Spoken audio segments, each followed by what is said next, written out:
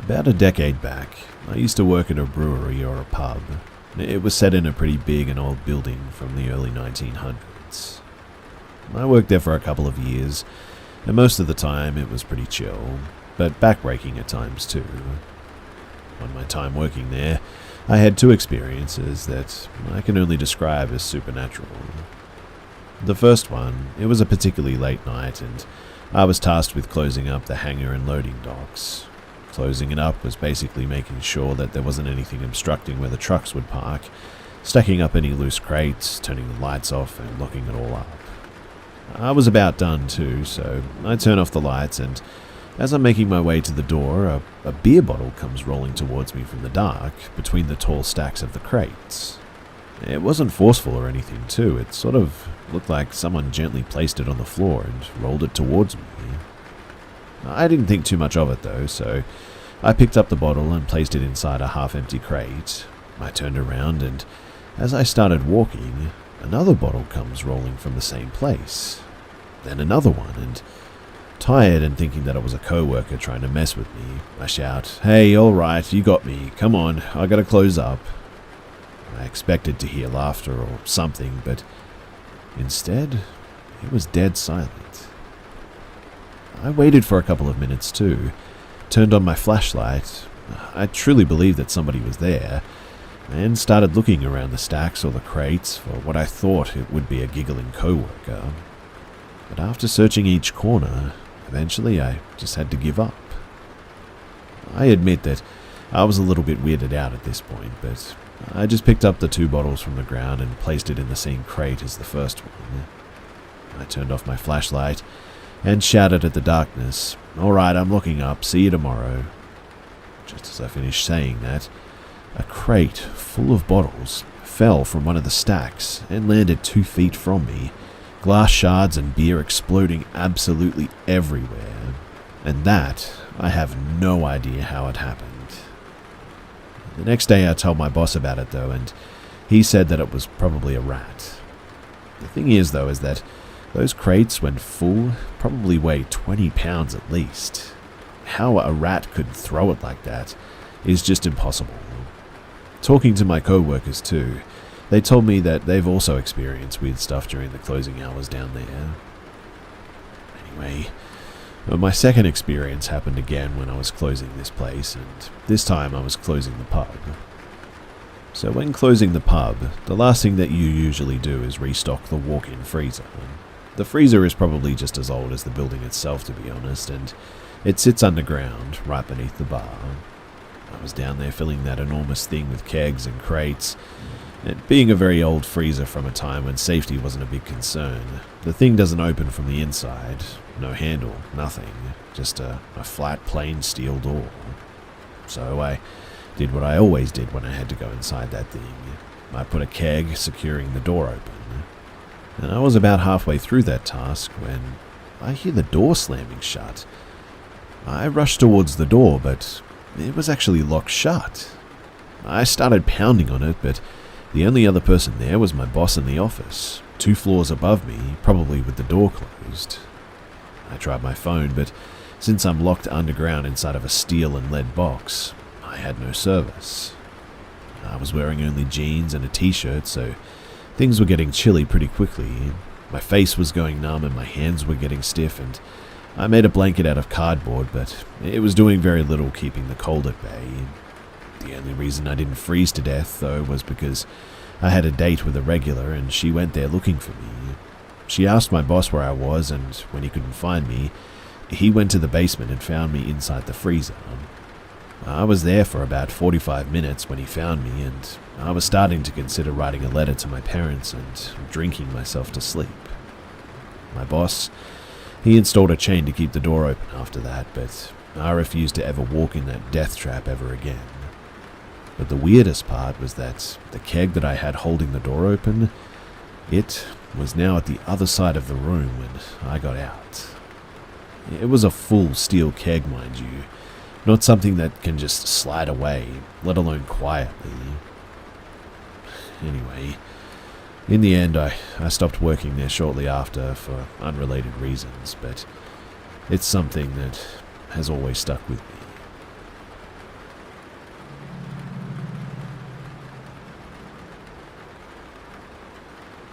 Ever since I was 3 years old, I knew one girl and her name was Emma. And because we were in the same group in kindergarten, later we attended the same school too. We were never really close until we turned 9 or 10, because we got into the same group of friends and soon we became best friends. Not surprising for that age too. We hang out a lot, literally spent all the free time with each other that we could.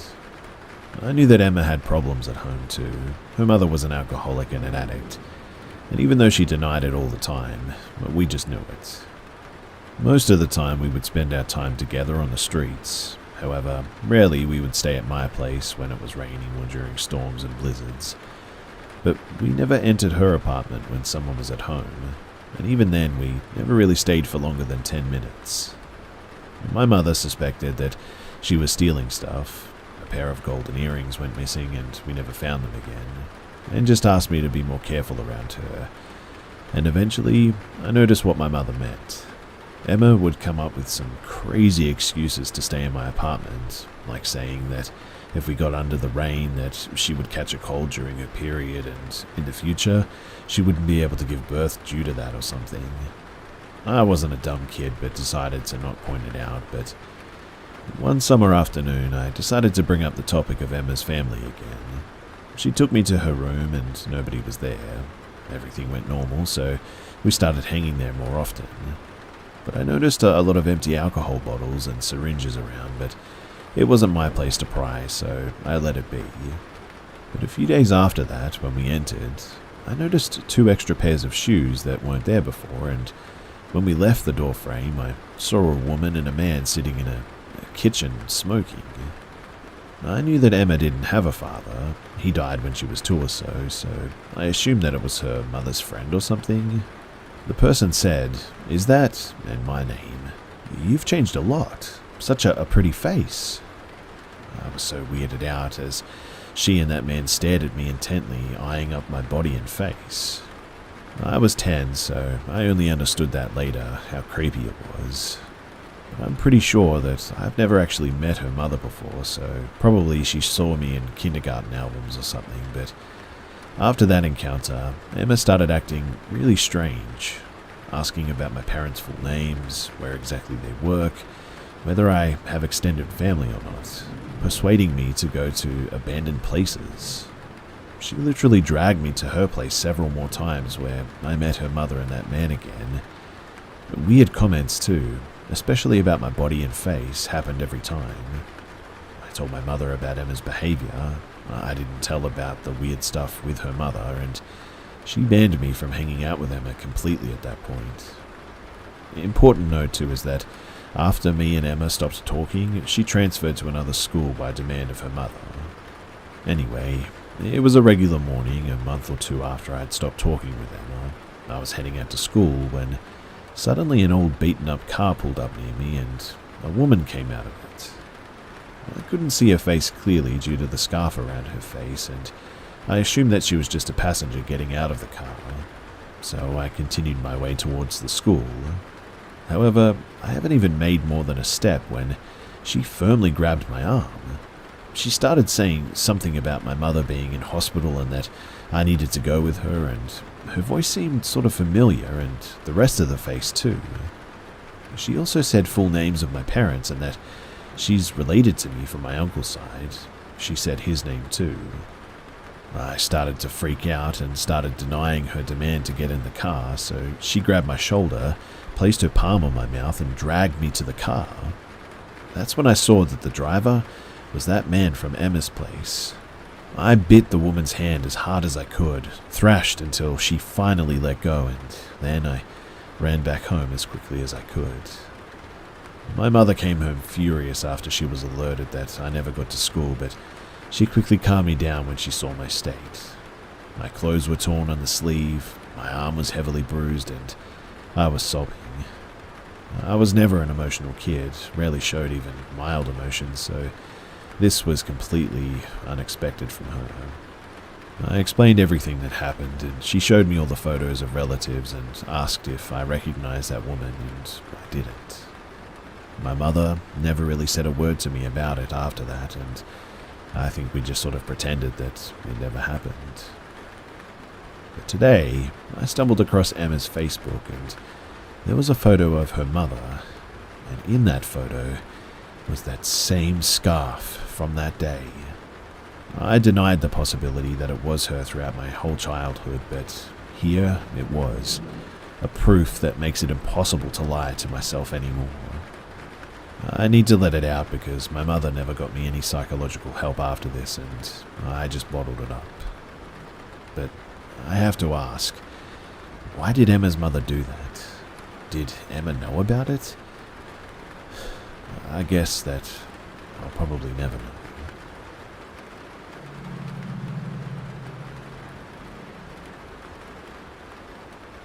So I believe that for a number of years, my family home built in the 1960s by my grandparents from my father's side has been haunted by several different paranormal entities over the course of decades, just because of major differences between the happenings themselves. It's a 2-story house with my parents and I sleeping on the 2nd floor, and my sister and grandparents sleep on the 1st floor. For me, however, this began around 15 years ago. My older sister was the first one afflicted, I think. In a short span of time, she began having constant sleep paralysis experiences, which I know aren't scientifically related to anything paranormal, but the folklore of my country relates them to a specific entity, known as a dark man, for a lack of a better translation to English, or what you might call a sleep paralysis demon, often thought of as a mischievous and perhaps even evil spirit behind this. At first, nothing was really done about it or thought about it, but these became so frequent that it started to weird out my parents a bit, as well as myself and my sister too. Soon, more things started happening in addition to this too, like her waking up in the middle of the night with something invisible pulling on her hair, causing her to freak out and call out for Grandma, who, with lightning speed, ran over with a bottle of holy water, sprayed the place and prayed with my sister. Another time this happened, whatever was playing with her hair appeared to blow hair into her face, freaking her out even more. Grandma strikes again after this, of course, but the most shocking thing during the beginning of these happenings came when my mother, my sister and I were all in our living room watching TV, when suddenly, from a fully awake state, my sister shifted into the state of sleep paralysis. It took a couple of seconds for my mum and me to realize what was happening, when we noticed her shaking with her eyes open on the sofa, struggling to let out a sound. When she finally woke up, she let out a blood-curdling scream, crying and yelling at my mum and myself. "It got me, why didn't you help me?" She was visibly shook and pale, and my grandma arrived, of course, with her usual remedy, and even my father, a skeptic, walked out of my parents' bedroom freaked out by her screams. My grandma remembered that, in the local law, if a person wants to be protected from the dark man, a piece of clothing from the person's father needs to be placed on them, serving as a shield. So we ended up tying my father's belt around her waist, and she went to sleep in my room, and as she usually did when things like this happened, she fell asleep.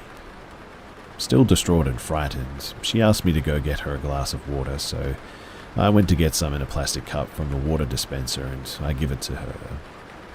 As my mum was still in the living room and my bedroom door, as well as my parents' bedroom door, was open, we all witnessed this next part. So as I approached my bedroom door, the plastic cup practically exploded in my hand, splitting on all sides, water bursting out of my hand. My mum got up immediately and came over, everyone looking in shock, absolutely speechless. My dad first thought that I had just dropped the cup, if I remember correctly, but upon closer inspection, the cup was obviously torn all around, in perfect straight lines, mind you, almost as if someone had cut it with a scalpel almost. Safe to say, though, not much sleeping had been done that night after that. Since that night, though, my mother and I had begun experiencing sleep paralysis too. For her, just a couple of times, and for me, even until this very day. Also, nightly noises started appearing in our house too, much different than the house settling, like moving chairs, clanking dishware, etc., mainly on the 2nd floor and especially when we weren't home.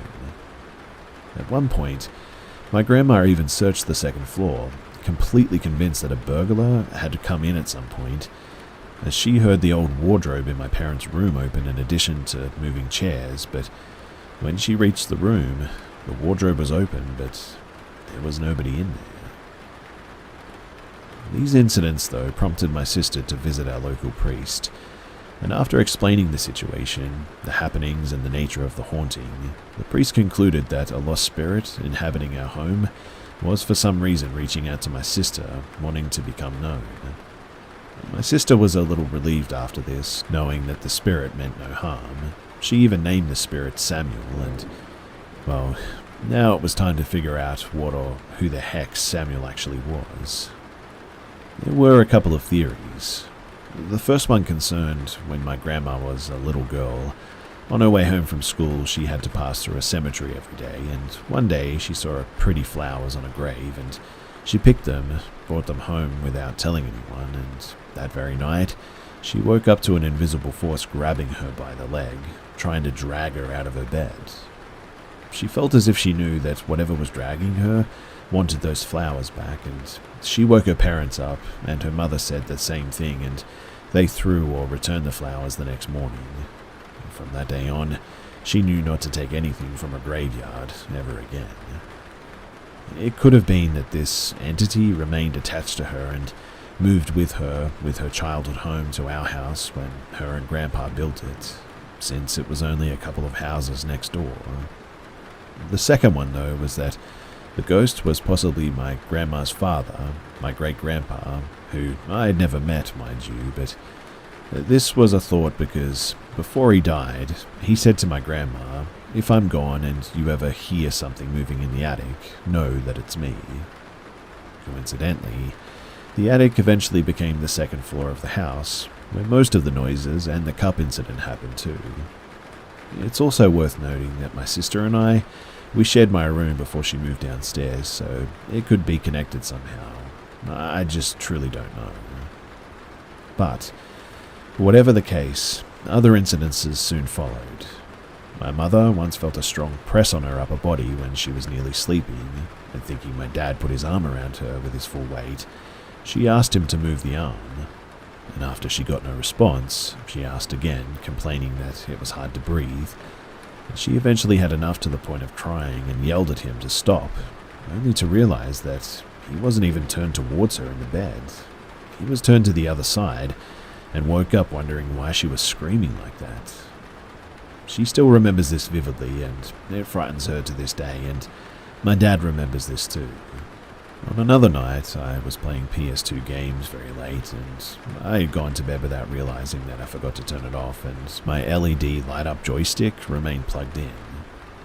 I woke up in the middle of the night, and the TV was off, but thank God the PS2 was still working and the joystick was glowing. I couldn't stand the darkness with all this stuff going on, and I remember looking at the PS2 in the light when suddenly the joystick just unplugs itself, and in an instant, total darkness swept through the room, along with my panic. I quickly got up and I ran to the light switch and quickly turned it back on, which remained turned on for the entire night after that. This was soon followed too, once again late at night, with me watching TV in the living room.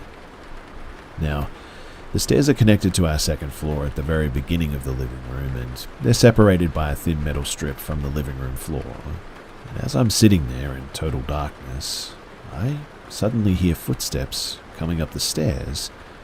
I yell out to my sister, believing that she was going upstairs for a drink. But as I get no response, I realize that there isn't a chance that my sister would be coming up the stairs without turning the light on, as she never sleeps with the light off since this stuff started happening, and to this very day, she's almost 30 years old, she's never slept without the light on. I sit up at the sofa, frozen, listening to each step as it comes closer to the top of the stairs. Finally, I hear that metal strip on the top of the stairs clanking, as if somebody had stepped on it. And at that, I just ran for the hills, or should I say for my parents' bedroom door, frantically banging on it and screaming for them to let me in. And I slept in their room for the rest of the night after that, completely terrified. But the most bizarre thing during that first round of hauntings happened during broad daylight, and it truly is just unexplainable in every way. My grandma and grandpa, sister and I were all heading next door to my aunt's house that afternoon, and my grandparents went before us as I was still doing something in my room and my sister was in the bathroom at the time. Now, it was always practice at our home that the last person to leave always takes the key from the inside of the front door and locks it up before heading out. So I run out of the house telling my sister that I'm going, and she replies that she won't be far behind. I close the door behind me, and my sister tries to come out of the house, maybe half a minute after me, I would guess. She reaches for the door handle and realizes that the house is locked. The house was locked from the inside after I left, and she remained the only person in there, meaning that nobody was there to lock it. She unlocked it as fast as she could and ran out after telling me that someone locked her inside. We told everybody and we checked the locks, tried to reproduce this, but in the end, it was absolutely impossible for it to happen. The key had to be turned 6 times, from the outside, mind you, for the door to be locked like that. The whole thing just made absolutely no sense. But this was the last major thing from that first round, I believe, and it was followed by mostly noises, which we learned to live with and accept. And as my sister accepted this Samuel, truly, no more incidences happened for a long time after that. At first, we didn't spread a word of this outside family and family friends, but when some time passed, I told my classmates about this, and one of them actually stayed the night after my birthday as he was intrigued by the noises and wanted to hear it for himself.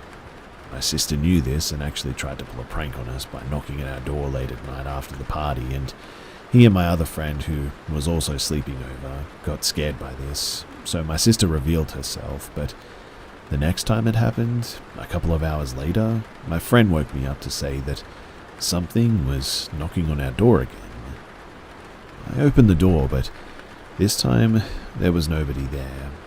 My sister was in her room fast asleep too. I checked this, and he kept asking what the heck that was, and I just couldn't give him any answers. I was scared too, but I think I was just used to it by that point. He never slept over again and tells this story a lot, as well as others who have slept there as well, but that was pretty much it for the chronicles of the first part of the paranormal experiences in my family home. After we accepted things, that they were just the way that they were, it all sort of watered down strangely for a couple of years, and things like noises and sounds became less frequent. But a few years ago, some other things started happening, but the nature of them was different, as was the source, I think. Well, I believe. So, I'll leave that for another time, but if you guys would like to hear this, then do let me know.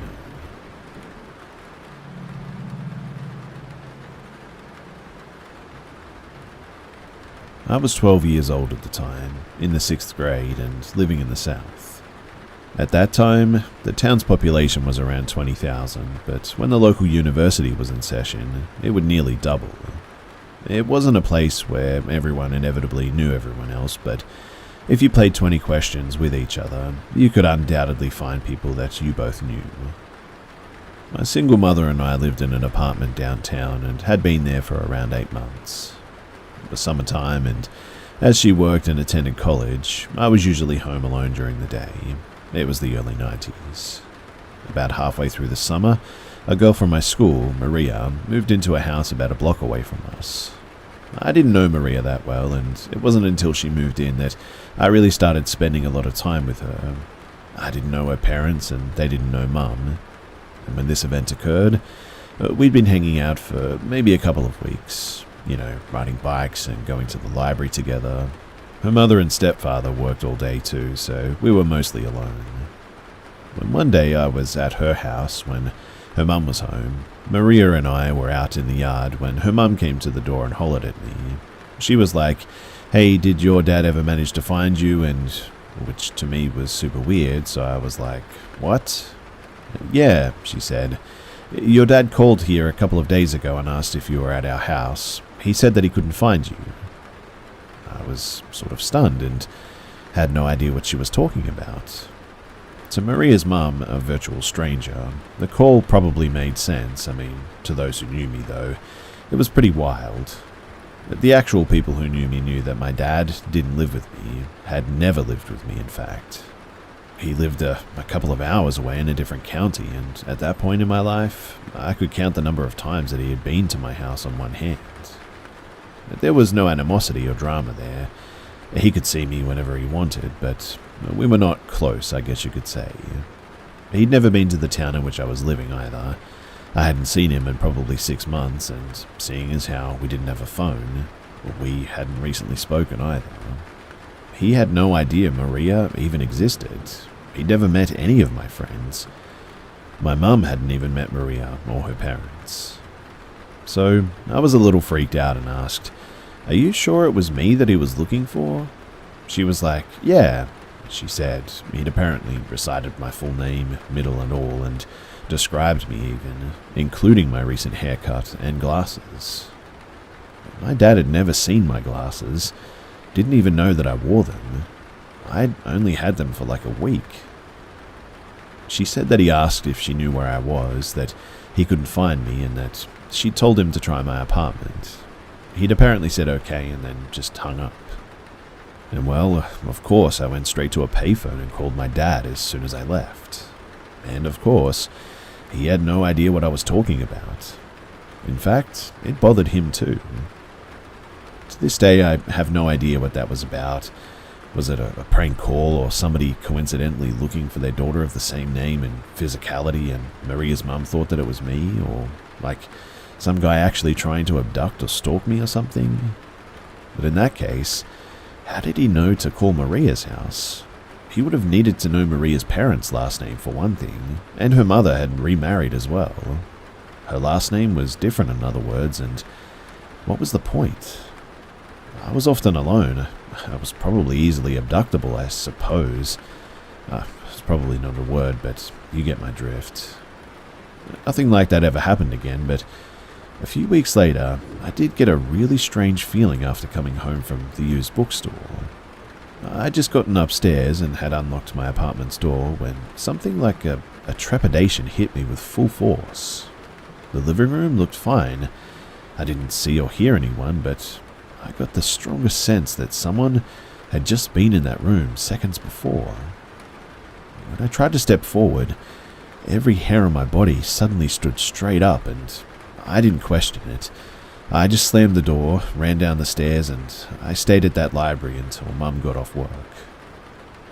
Maria's family moved a few weeks later, but we were there for another year, and as far as I know, nothing else happened. Also, I spoke to my mum about this sometime later, and she only remembered it but said that she'd gone down and talked to Maria's parents at the time. I didn't know that. Apparently the guy had also asked if there were any places I might be, like maybe he was fishing for information. The biggest thing though was that he asked using my full name. My dad never used that name, and he's the only person in the world who calls me by a certain nickname, a shortened version of my longer name. My 11-year-old theorized that maybe he was planning on abducting me and calling Maria's house, posing as my dad so that when I disappeared my dad would be suspected. He may have known just enough about me to know that my parents were separated, but not enough to understand certain details, like my nickname or my parents' situation. Whatever the case, it's something that has stuck with me, and it puzzles me, but at the same time, it really freaks me out.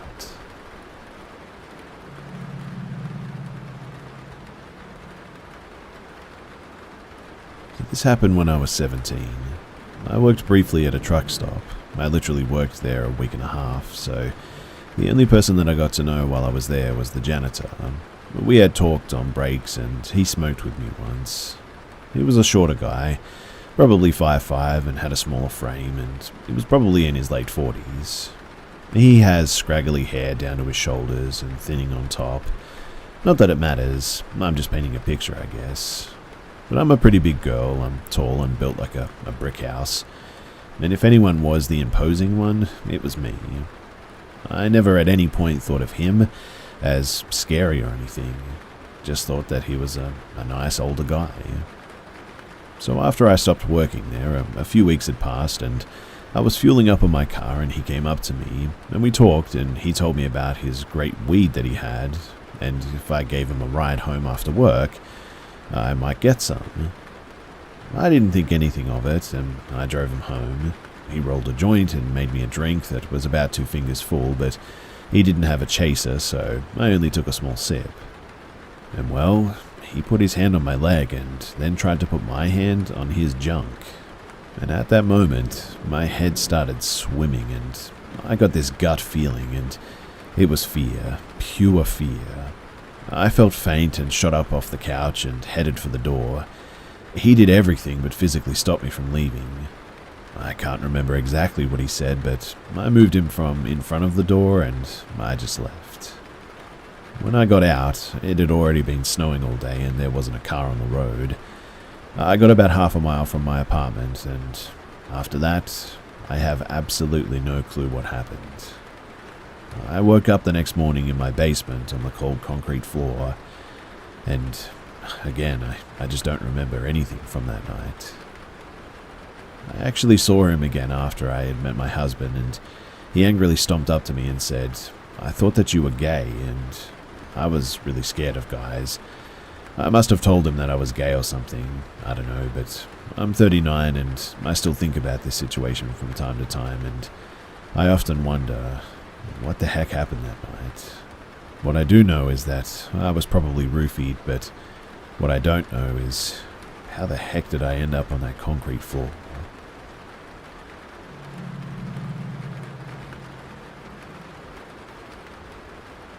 A few years ago, I, a 19-year-old female at the time, used to live in apartments across the street from a grocery store. I worked nights and needed to get a few groceries after work in the AM at one point, and if I didn't need many things, I would just walk instead of drive. But this was one such occasion. So, it was early enough, I'd say maybe 8 AM-ish. I'm browsing the store. I grabbed a really nice measuring cup, I think. Sort of like an impulse buy, I guess. But this will be important later on too. Toward the end of my shopping, I'm grabbing the last few items, and I passed this same man at least twice. It could have been more before I started to notice, but he would pass me and dip into the aisle right behind the aisle that I would go in. The last thing I needed was milk, which was at the back of the store. Again, I passed this guy. On my way to the checkout stands, I decided not to get the measuring cup. Here comes this guy again, going into the aisle right behind the aisle that I went in. The measuring cup was at the front of the aisle, and I was there no more than 10 seconds, I would guess, before I was out of the aisle going to the checkout stands, and the guy was out of his aisle and passed me again. I continued on to the self-checkouts that were currently full, so I stood in line. And you know how people talk about, like, gut feelings? Well, I suddenly just feel extremely sick, like I was going to vomit, and even got a cold sweat. I turned around and saw that same guy right behind me. His basket looked empty, or only had a couple of things.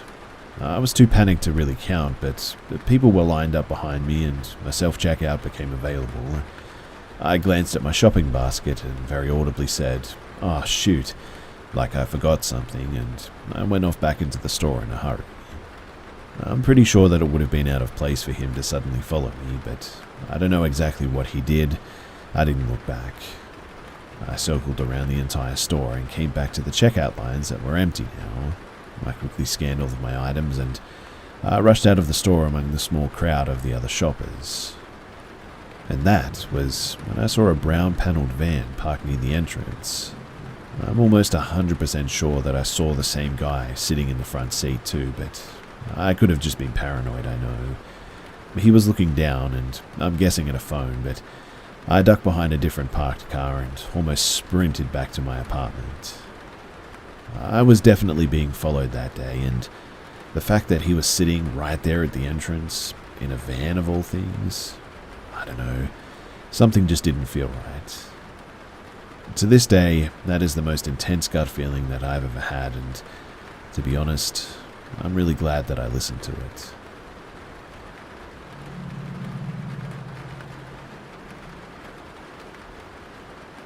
This happened when I was only about maybe 8 or 9. My father and I went to Duke's Farm in New Jersey for a Cub Scout event, and after the event, we walked around the estate with a friend and his father. We were walking by the stables, and there was this mansion, now removed, behind these gates. We all decided that it would be fun to see what it was all about, so we went past the gates. But I started getting this, anxious feeling when we entered the gates. I presumed, though, that it was from entering a restricted area and not wanting to break the rules. As we got closer to this mansion, I get this horrifying feeling of terror and start crying and begging my dad to leave. At the time, I didn't know why this was happening and was scared for my life all of a sudden. But years later, my father tells me his experience from that day, and according to him, he froze in fear as well. He described it as evil entering him and apparently told the evil that I'm a follower of God and he'll protect me. He was scared as well, but not as worried as me. But he felt this sensation like something was trying to take control.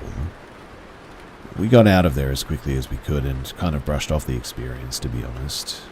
And he didn't want to tell me until maybe a few years ago because he didn't want to scare me as a kid. Now, I've never been crazy into religion, and I'm very skeptical when it comes to paranormal experiences like this. But this experience was, just so real to me, and sort of opened my eyes to what might be out there. And with my dad, who I've never really known to be a liar or anything, confirming these feelings with the way that he did, I think that there was something going on at that place. Something evil.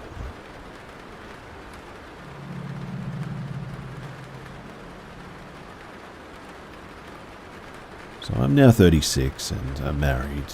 I live in another state, but we've been together for 10 years and have had a dog for 9 of those 10 years.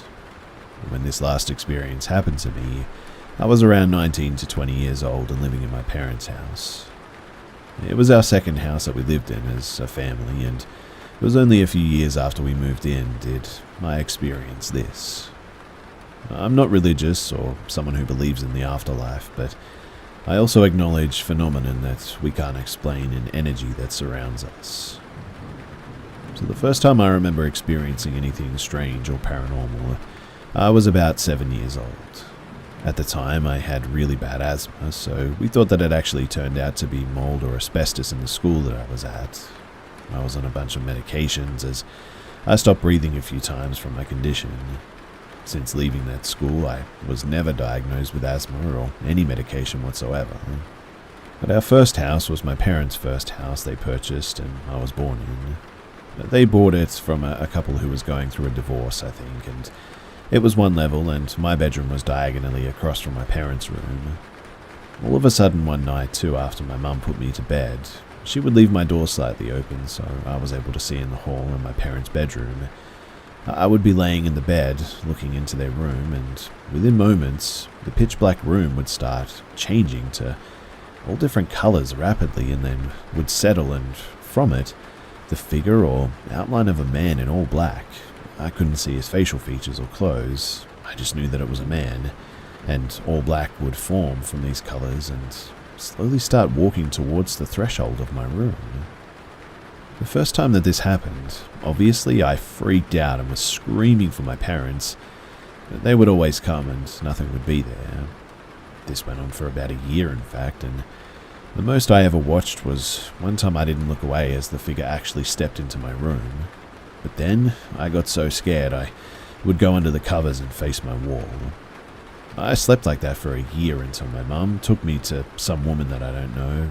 She might have been a medium or a psychologist or something, and she had me draw the figure on a piece of paper in jail and put in a shoebox in my room and keep it there. Shortly after being out of that school and doing that, all of these things stopped happening to me, and I ended up being in that room and house another 7 years until we moved. I never had another experience after that. I never even really thought about that year again, my whole life really growing up until I was about 19.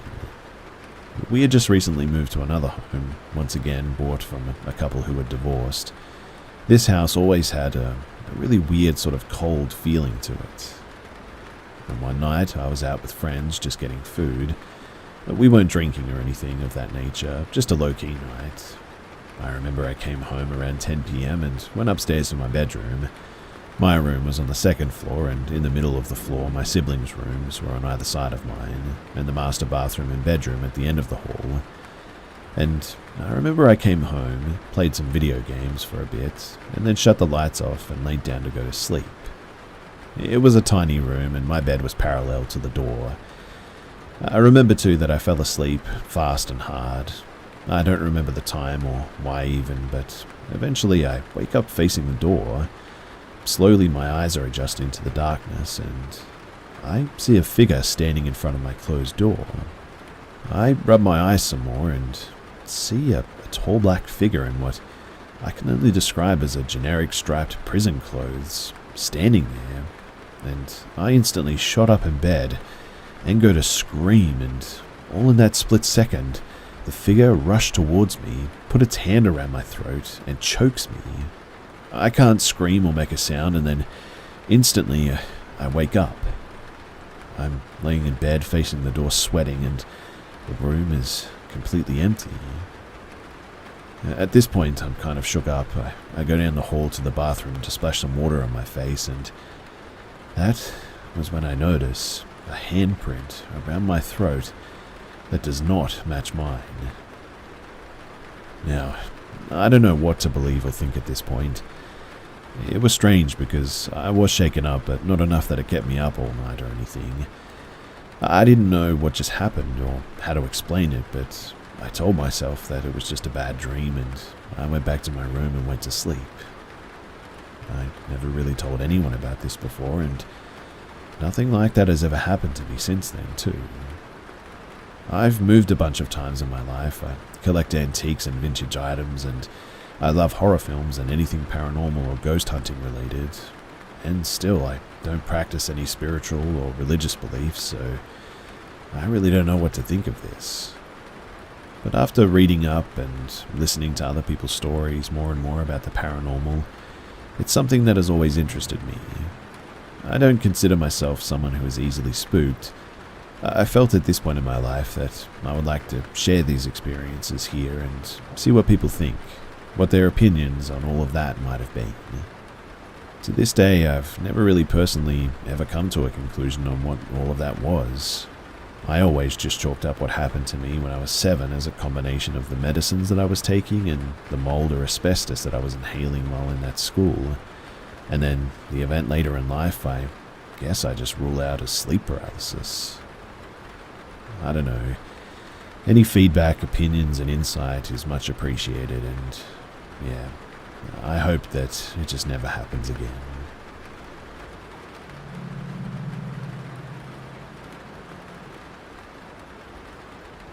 This happened to me recently. I was walking my dog, and we were walking down the street of the neighborhood that I live in. I heard an owl making a typical noise, and I walked further with my dog through the neighborhood with the owl, assumingly constantly moving with us, even though there were no real trees around. But I followed the sound further because I have a personal connection to owls. I just really like them. After many direction changes, I found myself down at the forest edge. When I arrived there and I was standing before the dark entrance, the sound of the owl was now gone, and in place of it, a sort of creepy crawling noise could be heard, which was faster than it should have been, and it seemed to be coming in my direction, coming from deep inside the woods. Then I heard the owl again hooting from the direction that the strange approaching crawling sounds were coming from. My dog became terrified at this point and started threatening whatever was lurking in the darkness by barking at it. At this point though, because the crawling became even faster and more unsettling, I sprinted backwards around 30 meters and I turned around to see if something was behind me. And I heard the owl again, but this time it sounded different, as if someone was calling my name to come back.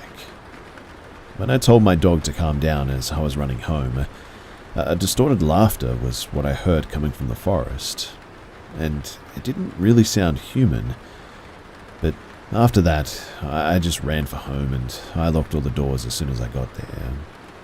It was nighttime at that point, and I just tried to get some sleep, but I don't know what the heck that was.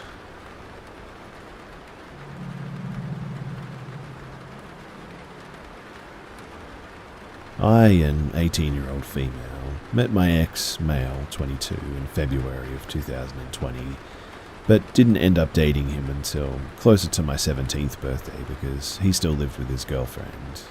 He told me that they were just friends and he didn't like her like that, and I didn't find out until later that they were actually still doing things together, and meeting him was absolutely the biggest mistake of my life. Everything started off great though, as every relationship does. I sent pics because he was my boyfriend, so, and of course I let him save them for later use. Another big mistake. But I noticed that they were still texting, and when I went through his phone, he was saying that he still loved her and missed her. I was deeply hurt by that and called him out on it. He apologized and said that it would never happen again, and I told him to text her that we were dating, and he did. And she was ticked. She stopped paying for the house and helping him with car payments, and at this time he had quit Taco Bell and refused to do his new job Ubering because I need to practice League of Legends because I want to be a pro League streamer. So I worked my tail off and ended up losing my job because the manager didn't let me work without a doctor's note, so I was stuck working his job while he played his games. Before I met him, I had $4.5K in my savings. He ended up using my car to pay his phone bills, car payments, the apartment, daily weed, fast food, new league accounts, and CSGO knives of all things. But he kept losing his accounts due to telling people to off themselves and using all sorts of slurs, as you can probably imagine. But the worst was yet to happen. I found out that he was using an old tablet to excessively watch explicit material, set up dating accounts, and have different Instagram accounts. But on these accounts, he was pretending to be a woman. I called him out about this and told him that I wanted to leave. He freaks out, jumping around and screaming and crying, saying that he would change, and I trusted him. I know, stupid. But as time went on, things got worse, and I was scared to leave, and by the end of this, you'll see why. He had shoved me into a wall and getting in my face, screaming, "You stole my car key because you don't want me to work because you're jealous of other girls," which was stupid because he had thrown his car keys at me during a different argument. But one day I went through the iPad and found that he was actively not just sending but selling my pictures from when I was 16 or 17 and doing the same with his other ex. I started to try and get my stuff together and put Gorilla Glue in the charging port to just get rid of the filth that I just saw. When he found out that he no longer charged after he used my card to get us food, he was absolutely livid. He started screaming and getting in my face. I tried to go around him and grab my things, but when my back was turned, he pulled me down to the ground, wrestled me till he was able to put me in a chokehold. I was sobbing and just accepted that this would be the end of me, but before I blacked out, he let me go and I started gasping for air and gagging from excessive coughing as he just stood and laughed at me. I tried to crawl away from him when he grabbed my leg and started dragging me out of the apartment. I kicked to try and get him off of me, which just made him pull me like a dog playing tug-of-war. But he eventually dragged me out, keeping my wallet, keys, and all of my valuables, so I sat crying, begging for my stuff so I could just go home. He came outside and pulled me down the apartment stairs by my leg, and I was left with extreme bruising and also some cuts. I did end up calling the police, obviously, and they did absolutely nothing in the end. Fast forward, and he had to move because he had nowhere to stay or live after getting evicted from the apartment, and I had gotten a new job at this point. One day, though, it was particularly cold, and I went to get a shirt out of my car, and there he was. He was sitting in my car, on his phone. I left the door unlocked usually because I worked in a good area. I called him a cheater and told him to leave, and he got out of the car and was starting to go around the back, so I jumped in and tried to lock the door from the back seat. he ran over and pulled the door open and started trying to pull me out of the car. I started screaming and kicking at him. Thankfully, a customer saw this happening and called the police. They arrested him and told me to go home for the night, which they ended up firing me for, unfortunately. Also, unfortunately, he got bailed out, and while he was in jail, he had given out my phone number to other people there. Then, he walked 4.5 hours to my house after he was released and was looking around my backyard when my neighbor saw him and called my dad. My dad got in his truck with his gun and waited for him to come out of the gas station. He eventually did, but ran off and he wasn't shot. He had harassed me saying that he was going to show up to my graduation and ruin everything, and has gotten to the point of making multiple fake accounts on Snapchat, Instagram, and TikTok, pretending to be me and his other exes. And as of today, he still pretends to be high school girls selling out pictures and making fake accounts.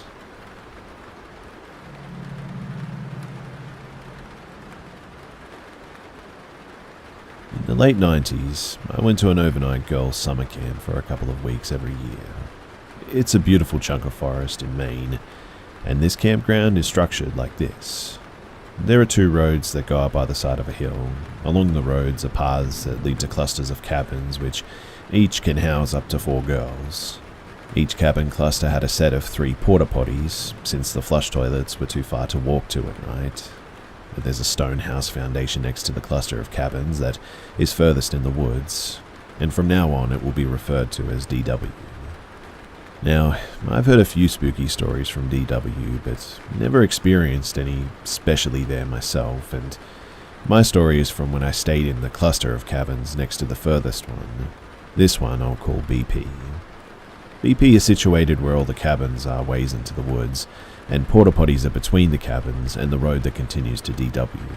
In fact, the potties are just at the edge of the road that continues to DW.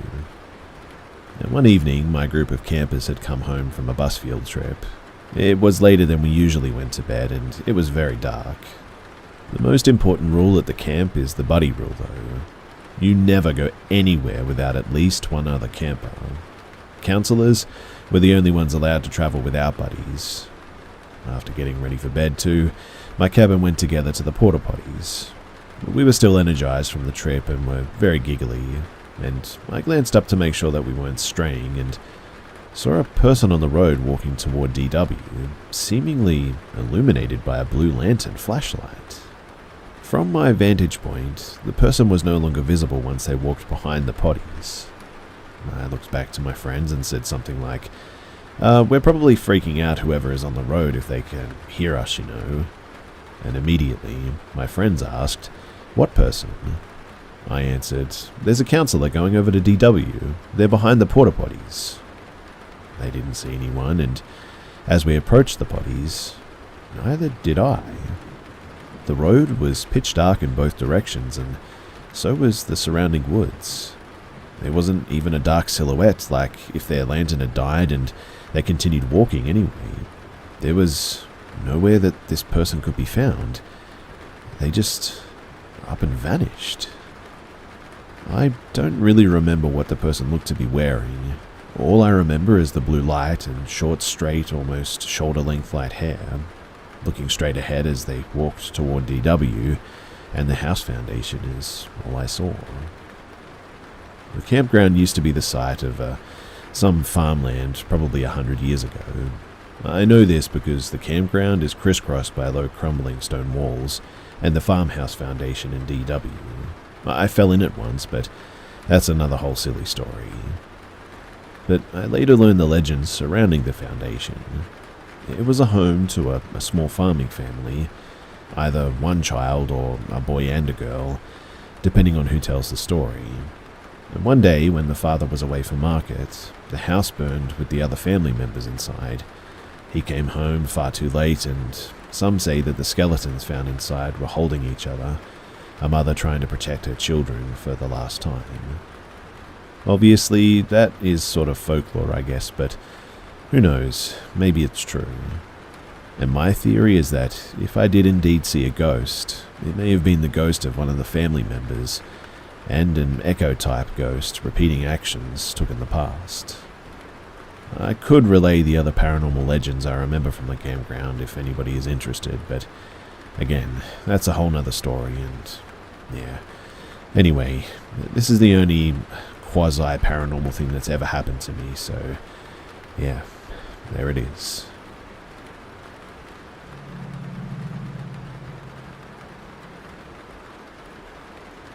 I am going to preface this by saying that I am a believer in the paranormal, and have had paranormal experiences just a few times before in my life.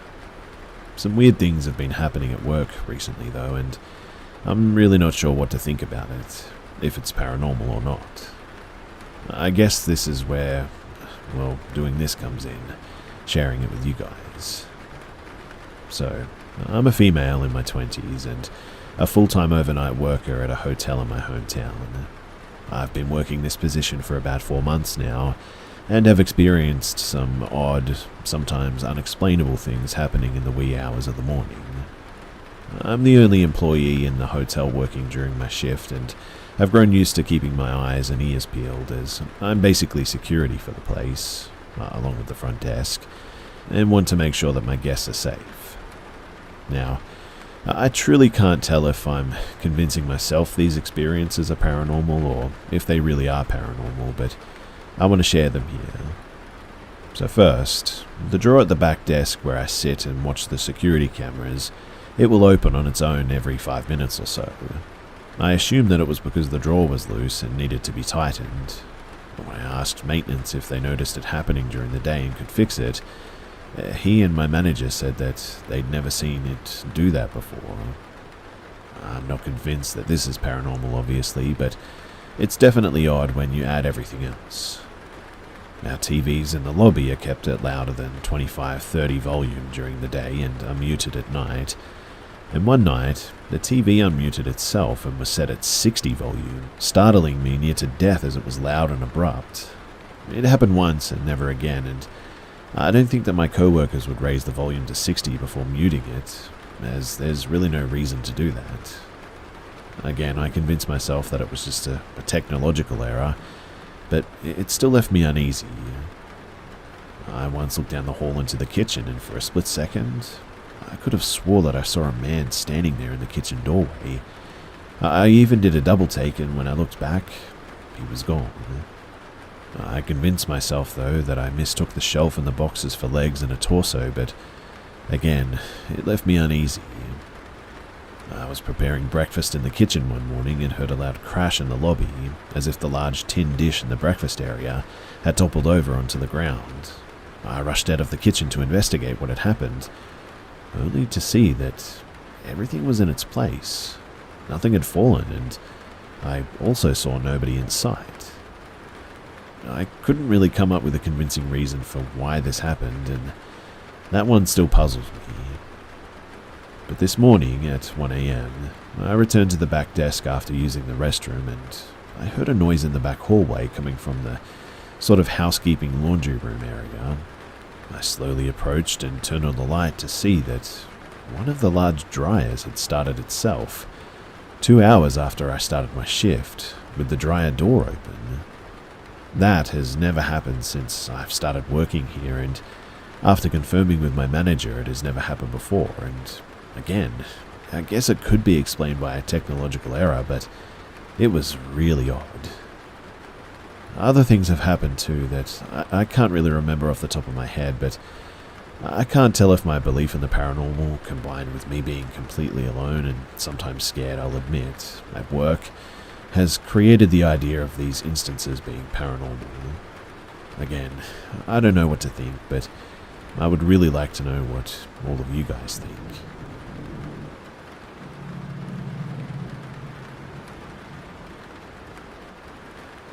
Back in 2018, I had just turned 20 and wanted to splurge for my birthday, so I invited a few friends to paintball, including my old friend Rain, her boyfriend Jackie, my boyfriend, who I'll call Fred, and my best friend Evie. We all met at a nearby mall and crammed into Rain's car. She had offered to drive us all.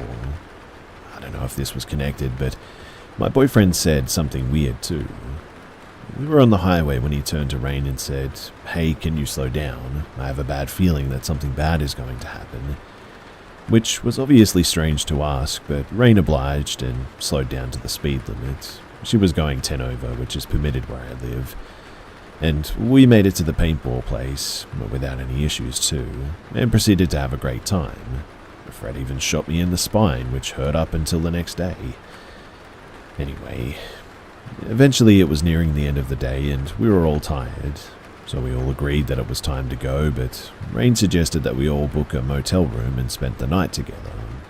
But Fred and Jackie said no to this, and they were both tired and wanted to go home, which left us girls to hang out instead. So we found a pretty rundown motel for cheap and spent a few hours watching horror movies.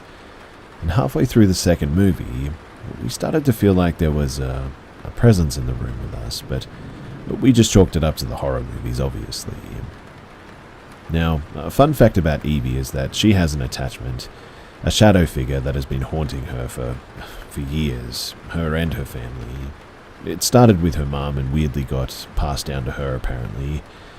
And that night, when feeling the presence, Evie nor I thought that it was her ghost friend. Like I previously said, we just thought that it was our nerves from the horror movies. After we had finished the final film, though, we all decided that it was best to get to bed. The presence that we were feeling was getting a little too much for us. The air felt heavy, and whatever was in the room with us felt angry, and we assumed sleeping would just help eliminate the feeling of being watched and the overall nasty gut feeling that we got. Evie and I shared a bed while Rain took up the other. I usually have a hard time falling asleep in a new environment, but at that moment, I was having a more challenging time than usual. The odd time that I did manage to doze off, I would always have these strange dreams of swirling shadows, but no actual shape to them, just sort of whirlpools of darkness. On the other hand, Rain seemed like she had a fantastic dream. She was moaning and making a lot of noise overall. Well, that mindset changed when she shot up and gasped for air. I sprung up myself and asked her what was wrong, and that's when she started telling me about her dream. In her dream, she was being pursued by a shadow figure. She recalled how terrified she felt, hence the moaning, and no matter how fast she ran, the thing would always catch up to her. Eventually, it knocked her to the ground, like it was fed up with the chase, and wrapped its fingers around her throat. She couldn't breathe and started thrashing around, trying to break free from its grasp. But nothing worked in the end, and Rain could feel herself dying. She thought that was the end, but luckily she woke up before she died. As she's telling me this, I turned on the light. Evie had woken up at this point and was listening to her retell her nightmare as well. And during her recollection, I noticed red marks forming on her neck, same as her wrists, arms and legs. Just about any visible patch of skin had some form of a mark on it. I pointed it out to her once she finished her story and asked if she usually woke up with bruises and marks on her like that. Rain looked somewhat startled and said no. Weirdly enough too, some of these marks looked like handprints. And with that, the three of us decided that it was probably time for us to leave now, and we hastily packed our bags and piled into Rain's car. We started to feel better once we were far from the motel. Evie and I began to tell her about the shadow figure that haunted Evie, and I told her that it had once threatened my life in a dream too, but never physically attacked us or anything. Rain nervously laughed it off, and I took that as a cue to just drop the subject. It was getting a little bit awkward. Rain and I really don't talk anymore, and I moved across the country and we sort of fell out of touch, but I'll never forget the look of fear as she recalled her dream to us that night. That shadow figure still haunts Evie and I, but it has never tried to strangle someone in a dream, or at least not that we know of. So we don't know if it was the same thing or if there was something else going on in that room.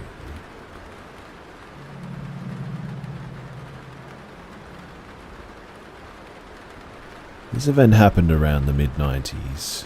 It's a situation that I often think on and realize just how lucky I was. I was 18 and I had found a new bar called the Aqua Lounge. It was an interesting place, actually set up in an old Napoleonic fort on the south coast of the UK. I was quite into amphetamines at the time, as were a lot of youths back then, and we would use it to dance all night. And one evening, a DJ that worked there started talking to us. He went by the name of Paul and seemed affable and friendly. He invited myself and 2 other friends back to his for an after party. Initially, we refused as we had started talking to some girls and things were looking promising. But he insisted and suggested that they come along too. He gave us a lift in the back of his van and we arrived at his place. I remember seeing lots of UV paintings and his house had a real party house sort of vibe. He offered us drinks and we drank them. But now being on amphetamines, you're invariably chatty and energetic. However, I felt almost stuck in the chair that I was in. The girls that we had brought with us, in fact, said that we seemed quiet and boring. I was wide awake, but my body just wouldn't move for some reason. The girls seemed unaffected by this. Our host kept insisting on giving us drinks, but I refused as one of the beers that I was given seemed to last ages. But before long the girls left and the host started trying to hypnotize us for fun. This didn't work, and after a while in the early hours of the morning, we all just left, but the memories of where he lived and the journey home are a bit sketchy for me. In any case, a few years later, I was talking to an old friend that I had reconnected with, and we discussed the now closed Aqua Lounge and what it was like there. I shared my experience with my friend and said that it was just odd how it was there. And my friend then told me that the DJ, Paul, is apparently now in prison, and that a friend of his had been drugged by him, and when he woke up, Paul was apparently doing all sorts of stuff to him in the worst way. I fully believe that we were to be his next victims, and if it wasn't for the amphetamine in my system, the drug that he'd used on us would have rendered us unconscious and at his mercy, rather than just locking us to the chairs. I still think back on that night and feel grateful that I wasn't his next victim. And in the end, it turns out that the club was shut down due to a spat of drugging incidences that apparently occurred there.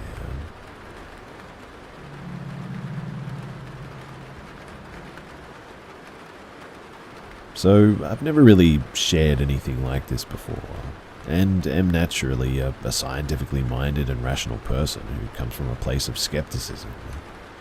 Basically, I'm trying to get some perspective on what happened and explore all avenues because, to be quite honest, I'm dumbfounded. So me and my 2 children were visiting my parents for dinner, and they live in the middle of the woods. It's my family home where I grew up, and about halfway through the evening, the kids were watching TV inside, and my parents were busy talking in the other room, so I went out to my dad's detached shop to practice pool for a little while. I let them know where I was going before I did this, obviously, and I'm an avid pool player, and he has a table, so I figured I would run some drills for around 30 minutes. After I finished up, I walked out the door to go back into the house, and it was almost dark at this point. Still some light, but not much. I was about halfway to the house when I heard a child's voice in the woods. I couldn't understand what it said, but it was clear as day and sounded like it was maybe, 100 yards away. I stopped and looked in the direction that it came from, trying to see if maybe it was one of my kids and that they had went outside without me knowing or something. Then I heard the voice again, and it literally said my name like it was calling me. However, it didn't really sound like one of my kids, so I yelled back and got no answer. I walked towards the woods a little, expecting to see who it was, but I never saw anything or anyone. I stood there for a while calling before I just immediately went inside to check on my kids to make sure that one of them hadn't wandered off into the woods. And when I got inside, they were still sitting in the same spot watching TV. I asked my mum if they were outside, and she said that they never actually went out there. And now, for some perspective, my parents lived in the middle of nowhere. There's no house within a mile of them, and no one else around has kids who would know me by name. And To be honest, I'm genuinely creeped out by this. I'm wondering, has anyone else experienced anything similar to this?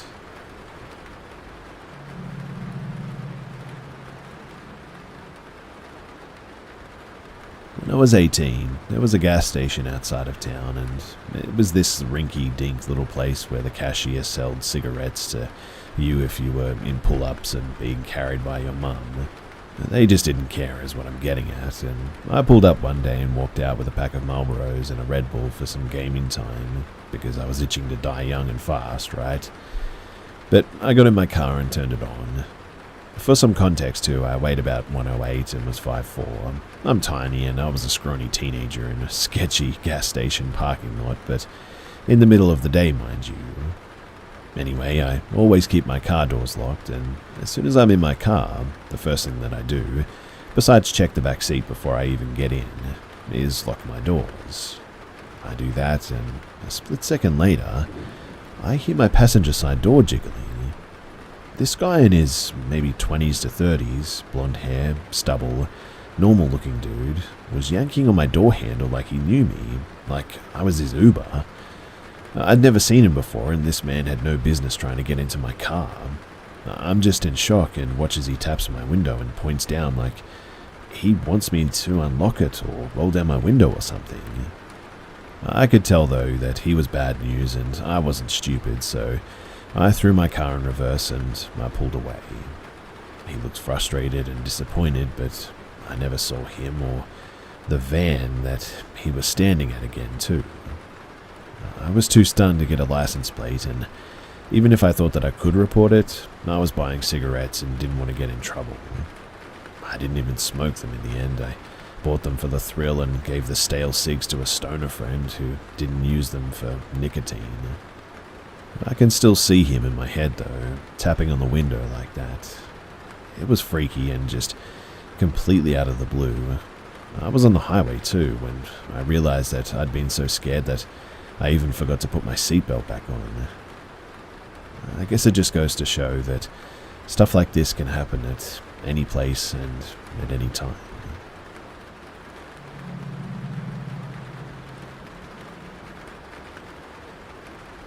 So, a few minutes ago, I saw a picture of what appeared to be a cult or activity from them or something, and looking back at that picture, it stirred up a not-so-distant memory for me. For context, I visit my mum every month, and she lives a few states away from me. I was driving back home from visiting my mum, and was less than an hour or two from the Oklahoma-Texas state line. Driving, I enter a small town that I have no knowledge of.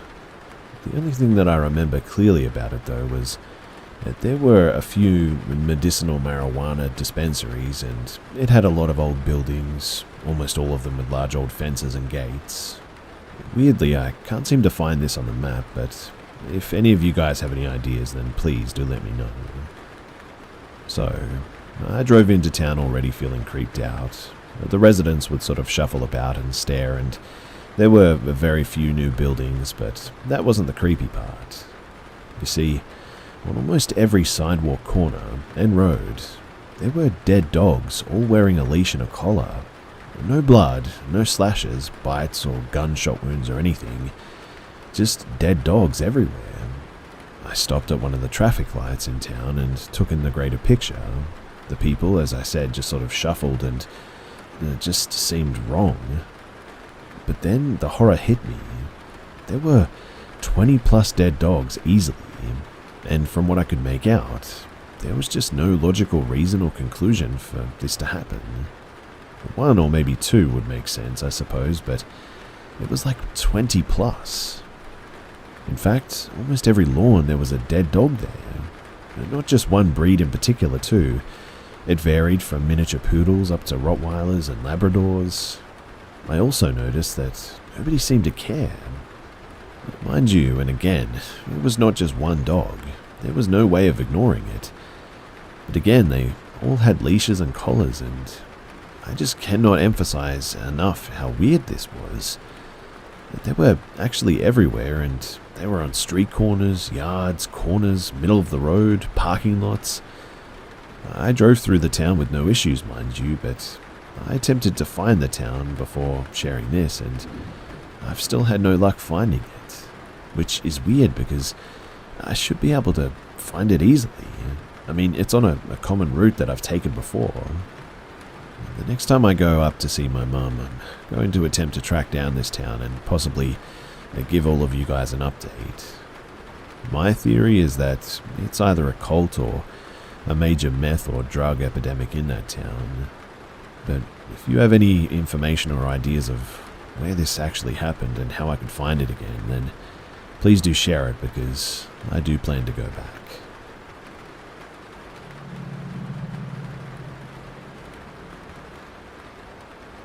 So for context, I'm 26 and I met my stalker at the ages of 14 or 15.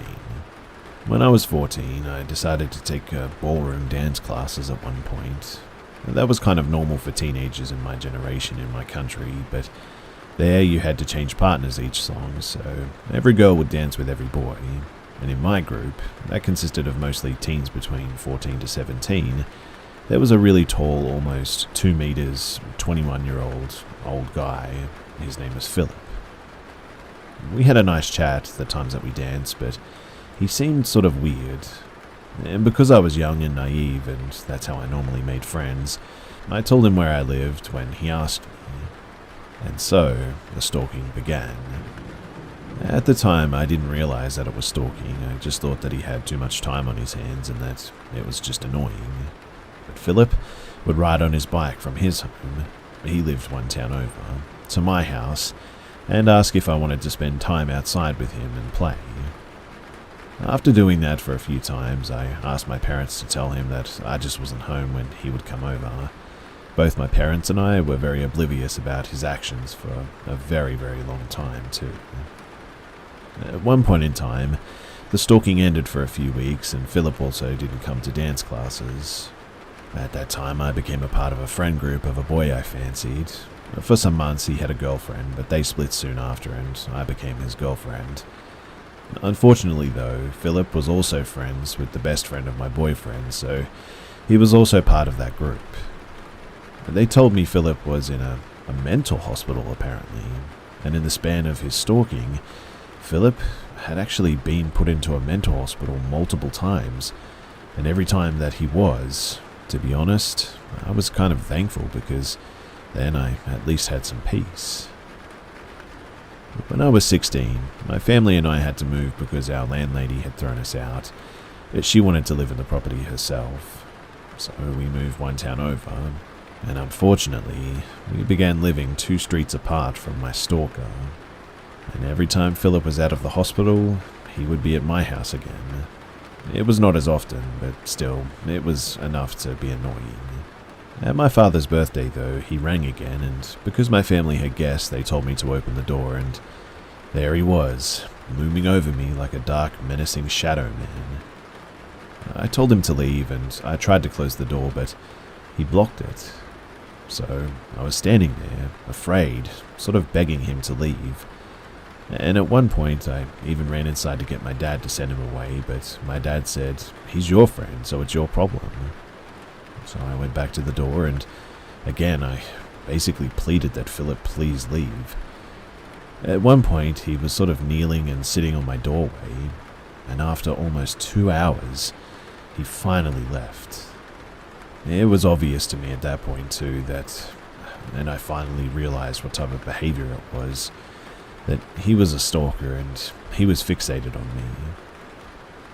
The next day I sat down with my parents and I told them that I was afraid of Philip, and my dad also apologized to me for putting me in that situation and not helping me.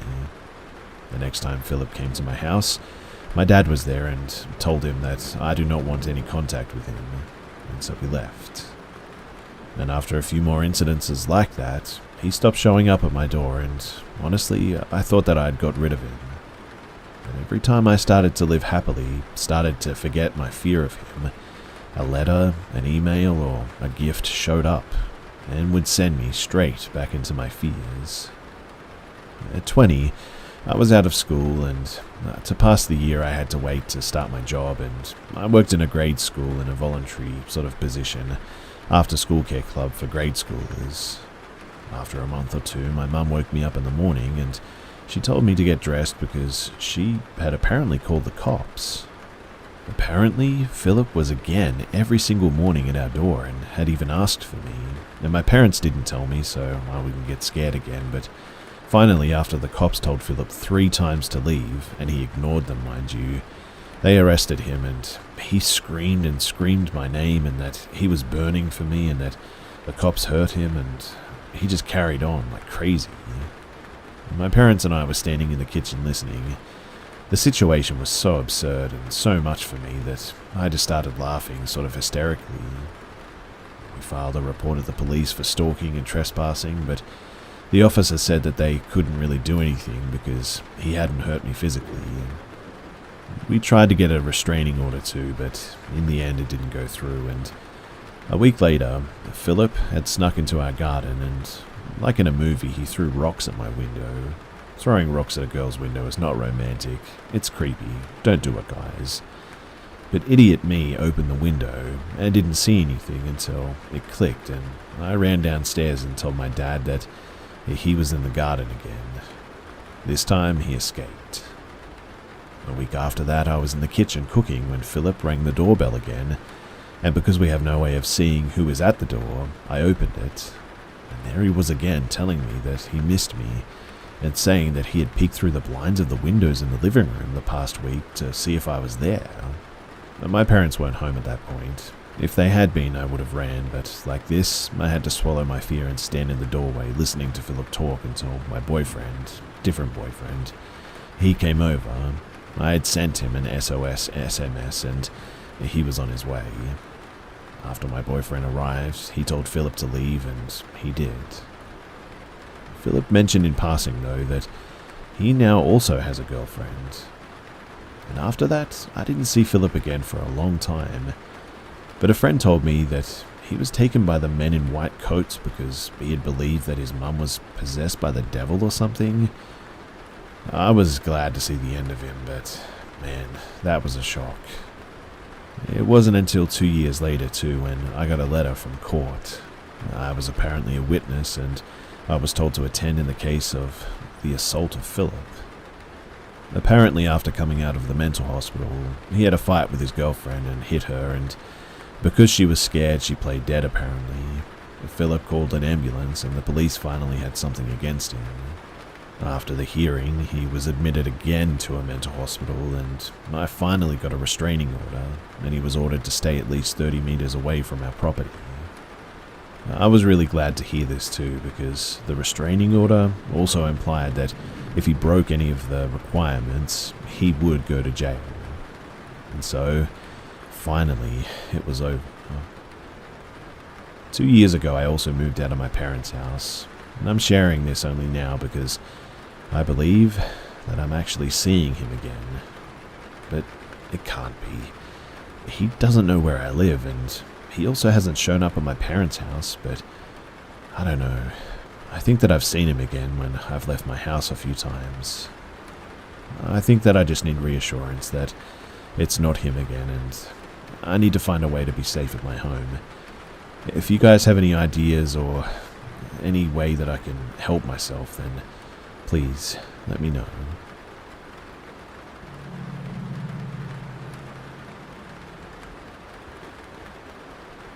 When I was 16, I decided to throw a small Halloween party. My dad agreed to leave me the house, and he was staying at for the day or night and went to stay in another town about 30 minutes drive away. It's worth noting too that the house was very isolated, abandoned looking, and pretty old as well. It was a small village and there were barely any neighbors. But around mid-afternoon, one of my friends came to help me prepare, and others were expected to arrive at night. Looking back, 2 16-year-old girls alone in an isolated house was always going to be a bad idea. But at some point, we were sitting on the couch chatting, and suddenly we heard a loud bang, and the living room got very dark. We turned around and saw that the outside heavy wooden shutters had been slammed shut. We instantly freaked out because it was a nice sunny day and there was absolutely no wind, so we knew that someone was outside and trying to scare us or watching us or something. We ran into the next room to hide, and we saw some shadows through the windows of that room walking around the house.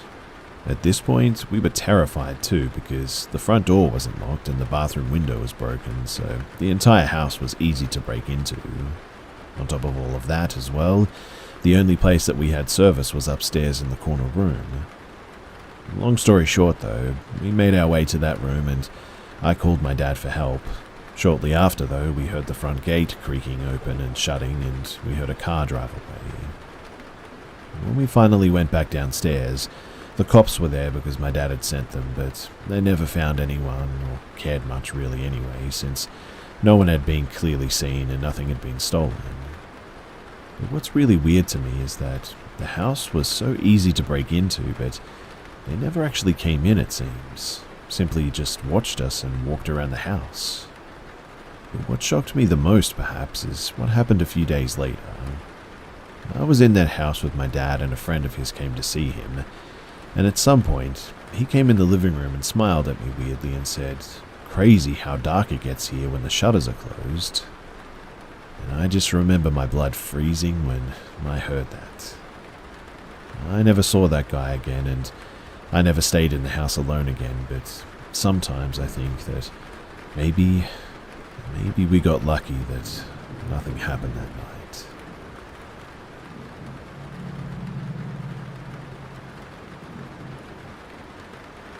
This happened 2 years ago, but I've been struggling to sleep tonight, and I just keep thinking about it, so I'm going to share it here.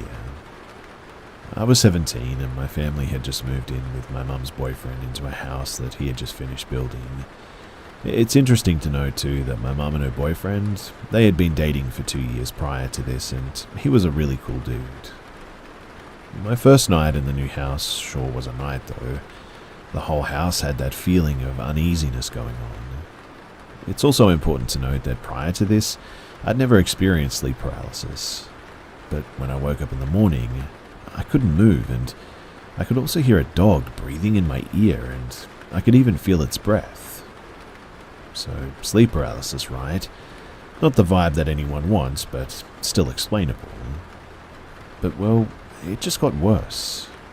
Every single night I would wake up completely paralyzed with what sounded like a dog breathing in my ear again.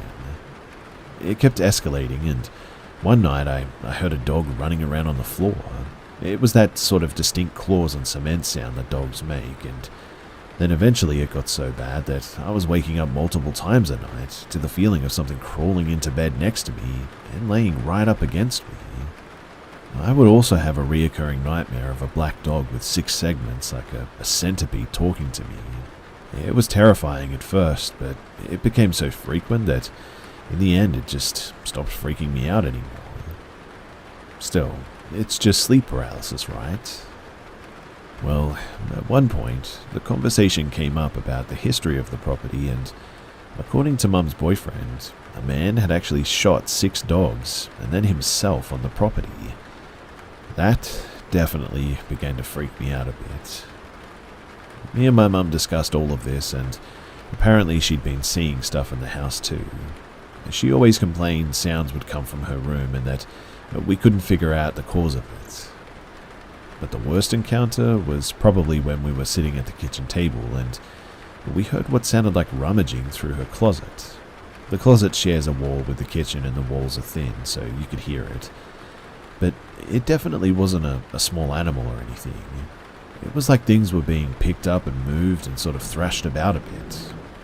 So naturally, I get my scrawny butt in there, armed with none other than a can of beans, and the second that I announce that I have a gun, a can of beans though, the sound stopped. Then we noticed that there was a box taken off the shelf and it was now set in the middle of the floor. Now, you know how I said that my mum's boyfriend was a cool dude? Well, he also started getting weird and his behavior kept escalating too until eventually we just had to leave in the middle of the night. I haven't gotten sleep paralysis since then too, and hopefully I won't ever again.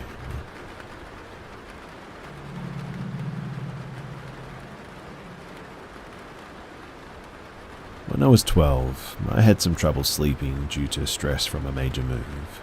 My family and I relocated to Perth, Australia. I no longer live there, and this was many years ago, but I would sit in bed with the small nightlight on, thinking until eventually I just got tired enough to fall asleep. Now, one night, when everybody else was asleep, I heard a strange sound, and it was a voice saying, "What the F is going on?" in a really irritable way. I didn't recognize the voice, but it sounded like a young man. But the strange thing was that the voice kept repeating this phrase on and on, sort of like a recording. Just thinking about it too makes the hairs on the back of my neck stand up, but I didn't know where the voice was coming from. It sounded like it was outside, but because it sounded like a cheap recording, and because I thought that whatever speaker was used to produce the sound could not be that strong, I ended up surmising that the sound must be originating from directly outside of my window. When I came to that conclusion too, I just panicked. I mean, who could be the perpetrator? My neighbors to one side were sweet old people, the house on the other side was still under construction, and completely vacant at night, and it was way too far from my window to be making the noise. Initially, I tried to ignore the sound, thinking that maybe my mind was playing tricks on me, but it persisted. Eventually, it got too much, and I bolted out of bed and burst into my parents' room. They woke up to me telling them that there was a creepy sound outside, but suddenly it stopped, and nobody else heard it. To this day, I still don't have any answers. I admit that it may have just been an auditory hallucination, but nothing like it has ever happened to me before or since then. Which makes me think that there was someone or something outside of my window that night, replaying that recording over and over again for who knows what reason.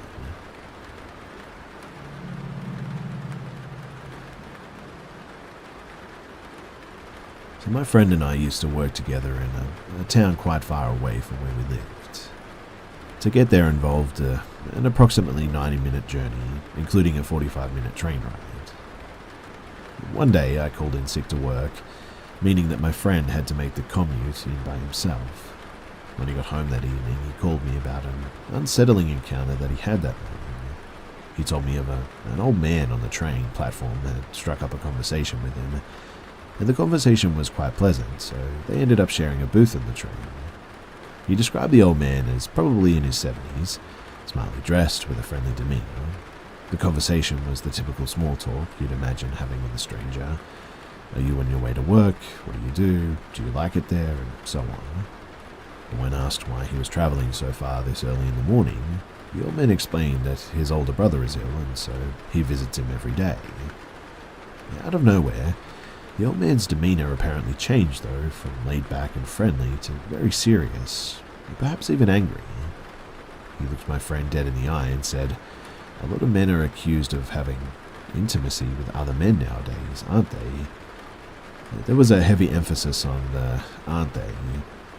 My friend was understandably uncomfortable with this question and unsure of what to say, but his discomfort made way for skin-crawling disgust when he noticed that the old man had put his hands on the table, revealing his fingers that looked like they'd been stained from several decades of smoking, and overgrown fingernails which were not only a little dirty under the whites, but the entire nail plate was caked in dirt.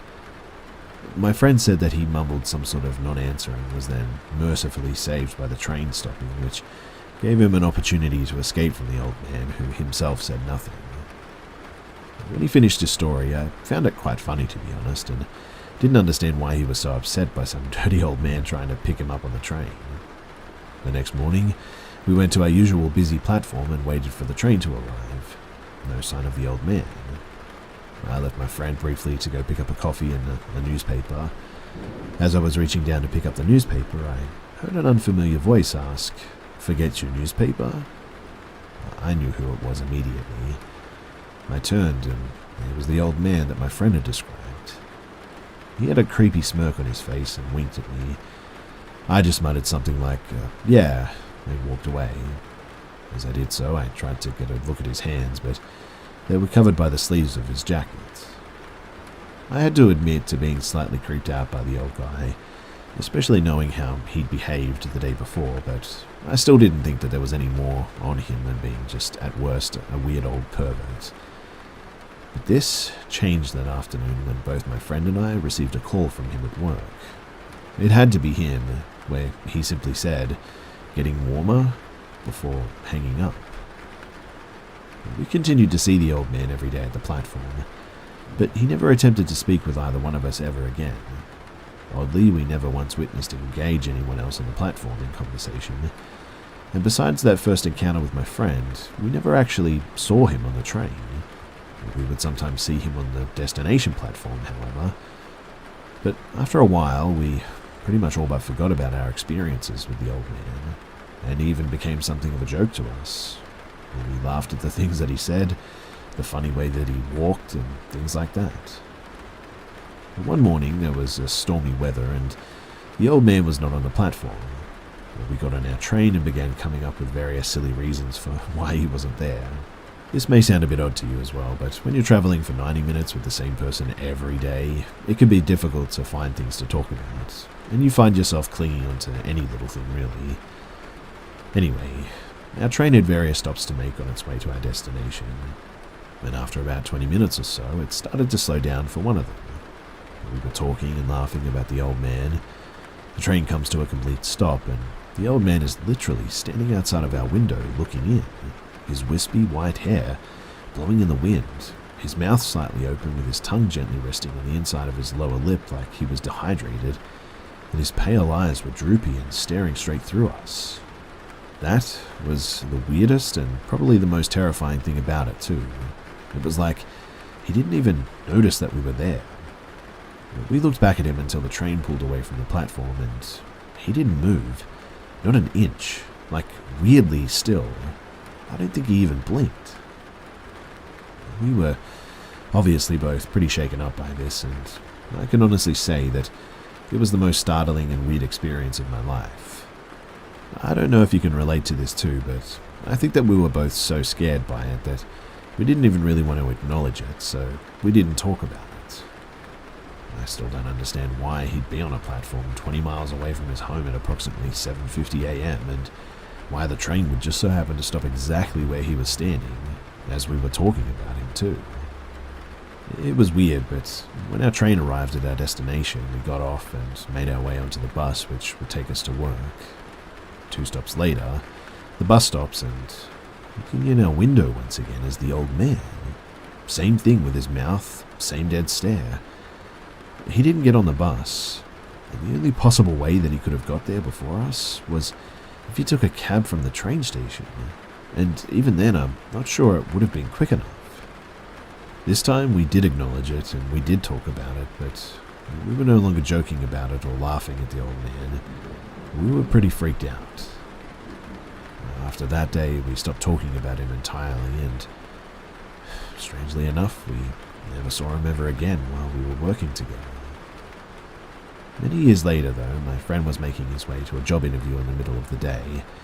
When he arrived at the train station, he could barely believe his eyes when he saw the old man sitting on a bench at our old platform, one leg folded over the other like he hadn't a care in the world.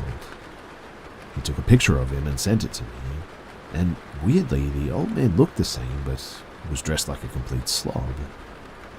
Some years after that, I had moved away but was back in town to visit someone. After getting off the train at the old platform, I began walking down the stairs when I noticed that the person directly in front of me was none other than the old man. During another visit, I stopped off somewhere for breakfast and noticed him sitting alone at a table. He didn't eat or drink, but after a while he got up, picked up an empty plate and cup from his table, and walked into the back of the place with me. None of the staff seemed to notice this, and the old man didn't come back out. Last year, my grandfather unfortunately passed away suddenly, and shortly after this, my grandmother took a very sudden turn for the worse herself. After a long stay in the hospital, she was put in a nursing home. Within days of her arrival, they were informed that Gran's life was coming to an end, and encouraged us to be with her. I made my way there as soon as I could, and when I got out of the elevator on my grand's floor, I once again saw the old man sitting in a chair. He wasn't looking at me or even in my direction. He was looking straight down at the floor. Resting on the sides of the chair were his arms, where I saw the stained fingers and long dirty nails. But when I came out of the room, he was gone, and I intended to return the next day, but Gran sadly passed away that evening. But one other odd thing too is that Gran's usually manicured nails were also unkempt and dirty. Obviously, we couldn't expect her to take care of them in her state, but we were surprised and upset that the reputable nursing staff hadn't cleaned them.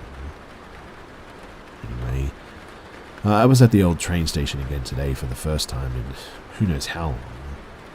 I sort of half expected him to be there, as I've been thinking about him and mentioned him recently, but thankfully this time he wasn't.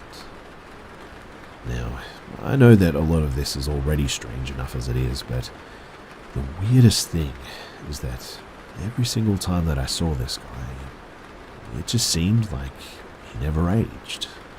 Not one bit.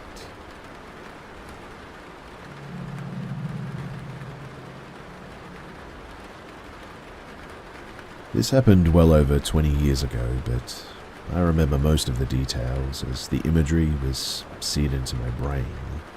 Call it a core memory, if you will. I was around 6 to 7 years old and living in a very quiet suburban area.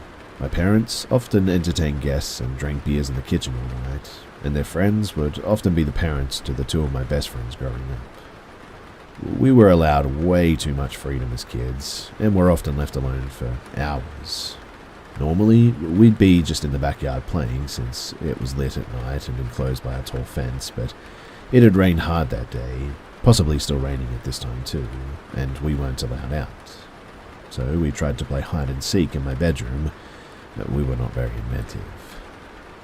In any case, to make the game harder, the seeker couldn't turn on the bedroom light and had to rely on the hall light and the very dim street light that comes in through one of the windows. As a hider, I immediately threw myself into the half-dozen pillows in my bed and hoped that they would conceal me better than my other hiding friend. No idea where he ended up. Soon enough, too, I heard the door open and could just barely see the hallway light coming in from between pillows. Way too many seconds passed without a sound. No rustling or signs of seeking, and so I peek out from my hiding spot to find myself completely alone in the room. That was strange. I didn't have long to rack my tiny child mind for long, though, because almost immediately my window caught my attention. There was a shadow slowly crossing in between the streetlight and my blinds in the shape of a head and a very distinctive, long triangular shaped being held up as if to strike. I get absolutely freaked out by this, scramble off my bed, and run into the kitchen where I see my two friends looking equally scared and confused. But I also noticed that the adults were laughing their heads off, so I began to relax at that. It was clearly just a prank, and they got me good.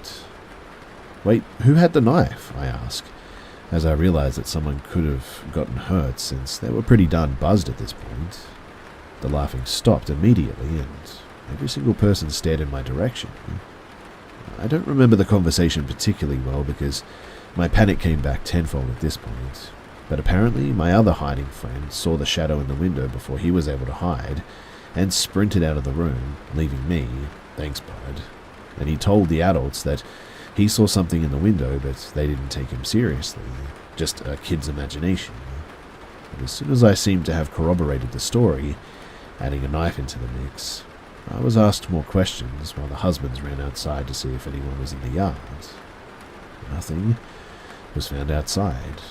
The area in front of my window was mostly asphalt driveway, so there was no evidence of someone directly or recently standing there.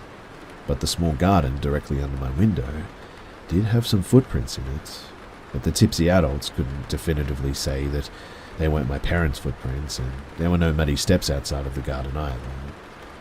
The incident was again chalked up to a couple of silly kids hyped up on sugar or something like that.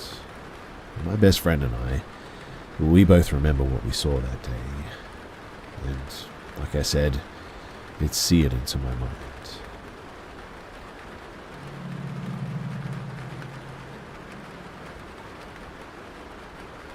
So my grandfather, Jim, died when I was 17, around 5 years ago, and his last months were rough on the whole family.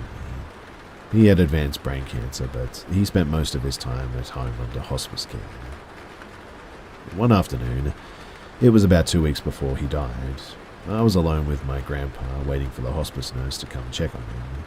A man who I'd never seen before, Dave, knocked on the door and he was wearing hospital scrubs, but he hadn't brought any equipment with him, which was odd. I asked him if he worked for the hospital, and he nodded. He said that this was the first shift with Jim that he'd had, but that he'd reviewed my grandfather's file, and that he wanted to speak to whichever family member had the legal authority to pull the plug. Jim wasn't even on life support, so I guess Dave was using plug as an expression of my grandfather. I should say that I live in a right-to-die state where euthanasia is legal, so it's not like that option had never occurred to us, but as far as I know, no member of my family had ever expressed an openness to euthanize Jim. I told him that I had no authority to make that decision, and that my grandfather, who was now delirious and unable to consent to much of anything, had specifically said to prolong his life indefinitely unless he was crying out in extreme pain, which he wasn't. Dave put his hand on my shoulder as though he were consoling me, and he talked about how old people become burdens, that their families need to let go of them. Then Dave pulled a bottle of pills out of his pocket and said they were barbiturates that would trigger a peaceful death. He said the coroner would determine that Jim died naturally from his cancer. At that, I started to panic, and I firmly told him that under no circumstances would he be euthanizing Jim at this time. But he started to untwist the bottle as he walked toward Jim's bed. I tried to wrestle the pills from his hand. He seemed startled. He played innocent and said that he just wanted to show the pills to Jim. Dave knew perfectly well that my grandfather had almost no idea what was going on there. So I called 911 and rapidly explained the situation to the dispatcher. Dave suddenly became very scared and then bolted out of the house. The cops arrived within 5 minutes, and Jim's actual hospice nurse arrived a few minutes after that too. Based on my physical description, the police hospital staff were able to identify Dave as a recently fired hospital orderly. Dave was charged with making a criminal threat based on my testimony, but unfortunately, he was acquitted.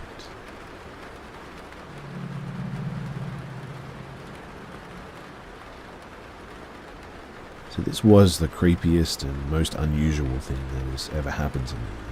I still think about it from time to time, and I wanted to share it.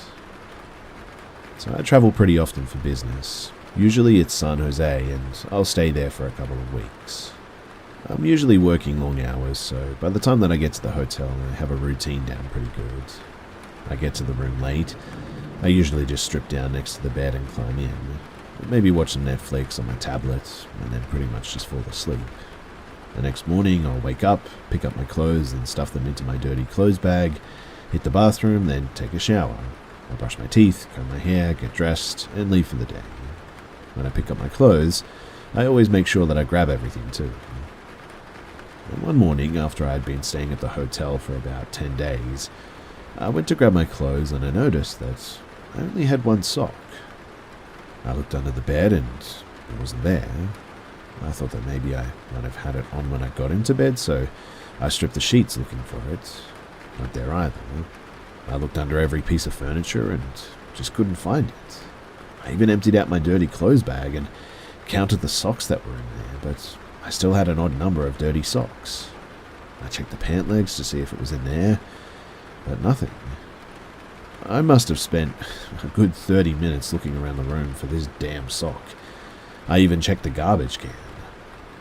Finally, in the end, I just sort of gave up and started getting ready for work.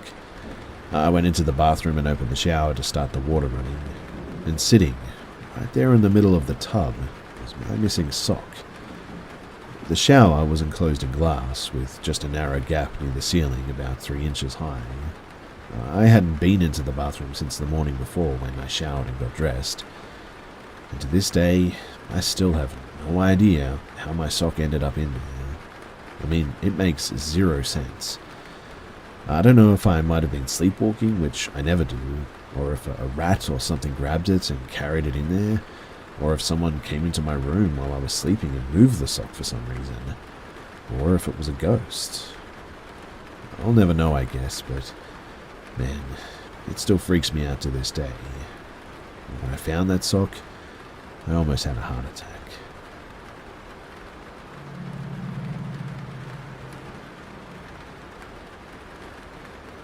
We moved into our first home in February of 2016. It was an old home, built in the early 1900s, in the historic part of town. But I loved it. All of the hand-carved woodwork and glass doorknobs and skeleton locks. It was exactly what I wanted, and perfect for myself, 22-year-old female at the time, and my husband, 27 male at the time. I was 3 months pregnant with our first, and we were so excited to start our family. As we got settled in, we noticed the house was very noisy though. I rarely have my home quiet due to having tinnitus and always needing some kind of background noise to drown it out. On the rare occasion the house was quiet, there was always lots of creaking and moving, mostly coming from the loft-style attic that we had. But we shook it off as the house just settling and being old. At least, that was what my dad told us. So we moved on. Spring came and we were scrambling to get ready for the baby. The house needed a lot of work, but we were determined to get it done. The first major encounter, though, was on a beautiful spring day. It was the weekend, and my husband and I were spending our day off working in the house. I was cleaning the kitchen, and he was working on my car in our detached garage. The way the home was sort of built is that you could see the detached garage from the window that's above the kitchen sink.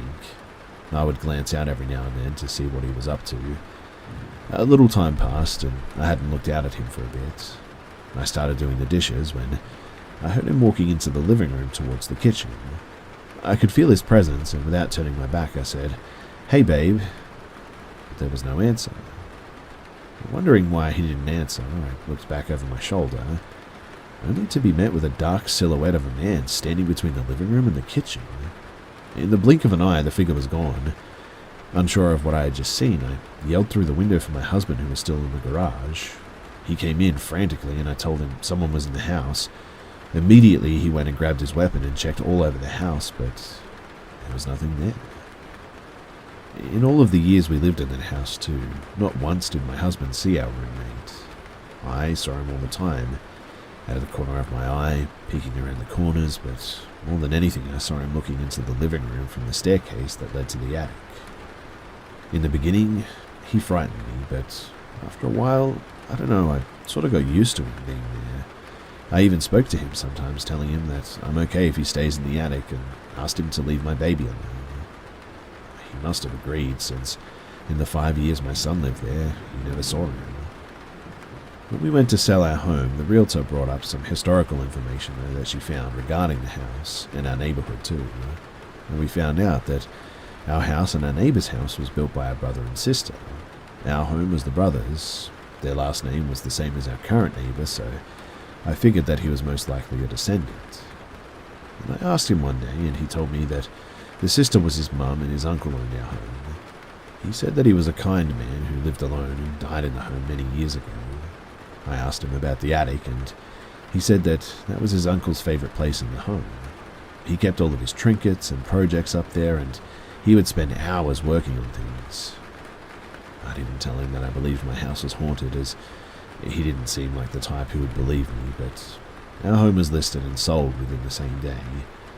And sometimes I wonder about the man in the attic, if the new owners are nice to him or have even noticed his presence. I hope that they'll give him his space, as they're only passerbys in his home like we once were, I guess, but in any case, I know it's a somewhat good ending, but it was definitely a creepy experience, and I've never seen or heard anything like it since. It was only in this house that I saw the shadow man.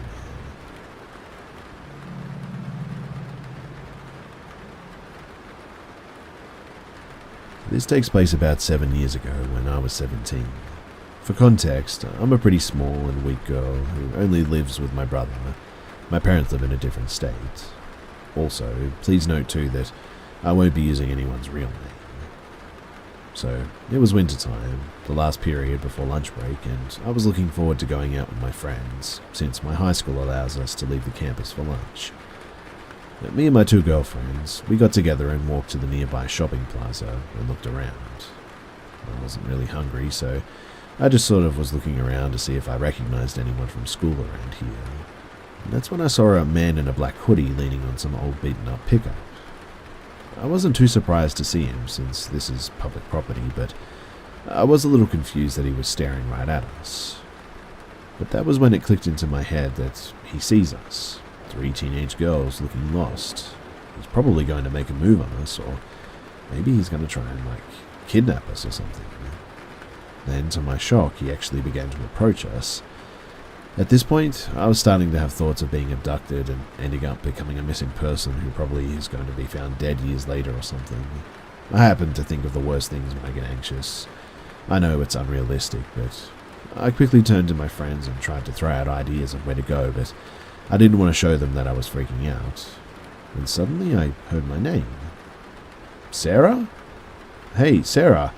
It's Dan. Your brother Josh asked me to find you. The voice sounds rather nice, but when I turned around, it was the same man. I felt like I was shot in the stomach because I stared at him for a few seconds before quickly breaking eye contact and looking around. Oh, who are you? I asked nervously. Well, I'm Dan, a longtime buddy of Josh. We actually went to that same high school together. So far, no lies were told.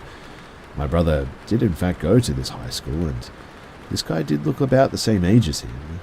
Hey, listen, your brother asked me to take you home. He mentioned something about meds.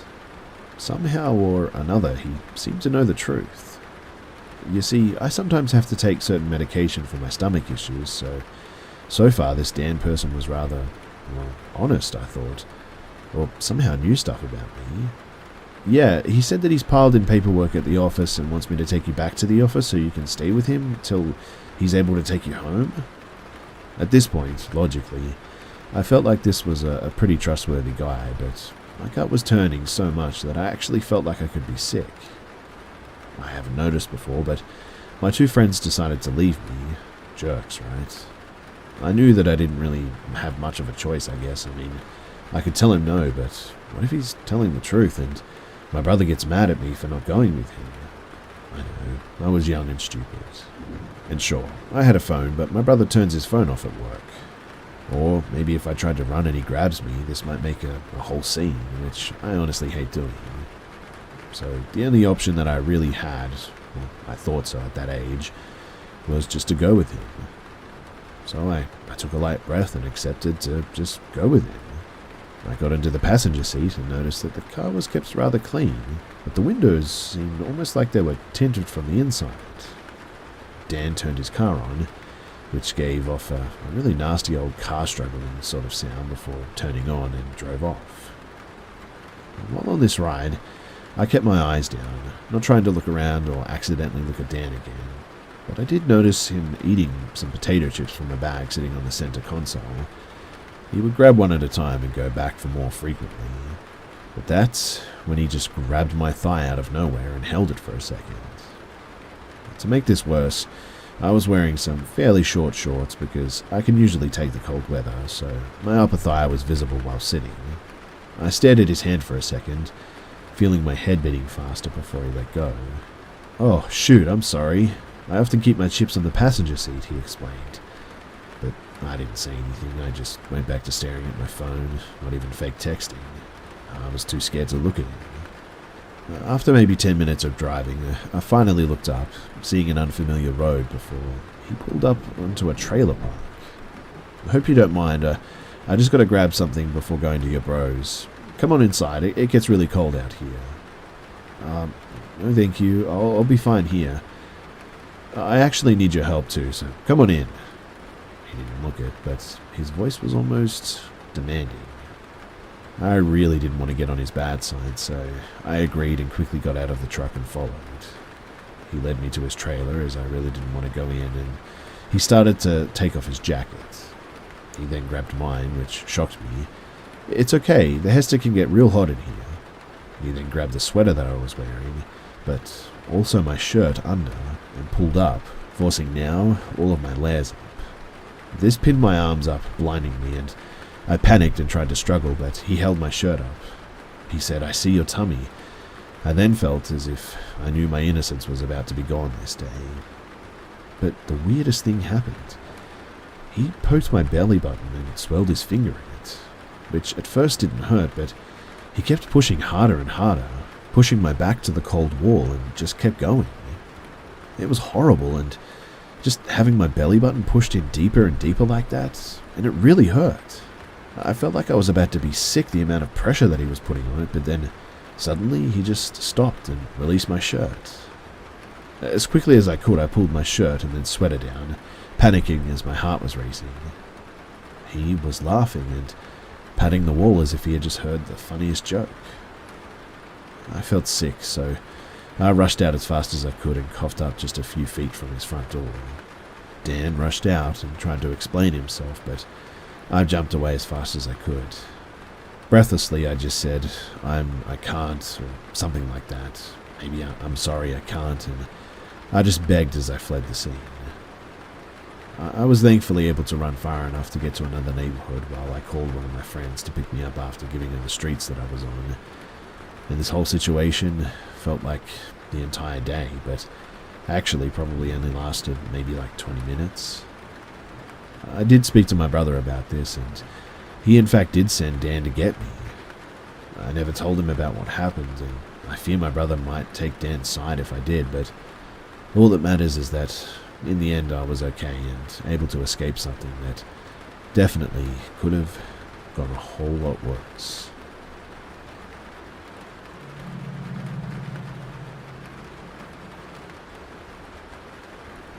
So I'm an adult now, and this almost happened many years ago when I was around 11 to 13, I believe.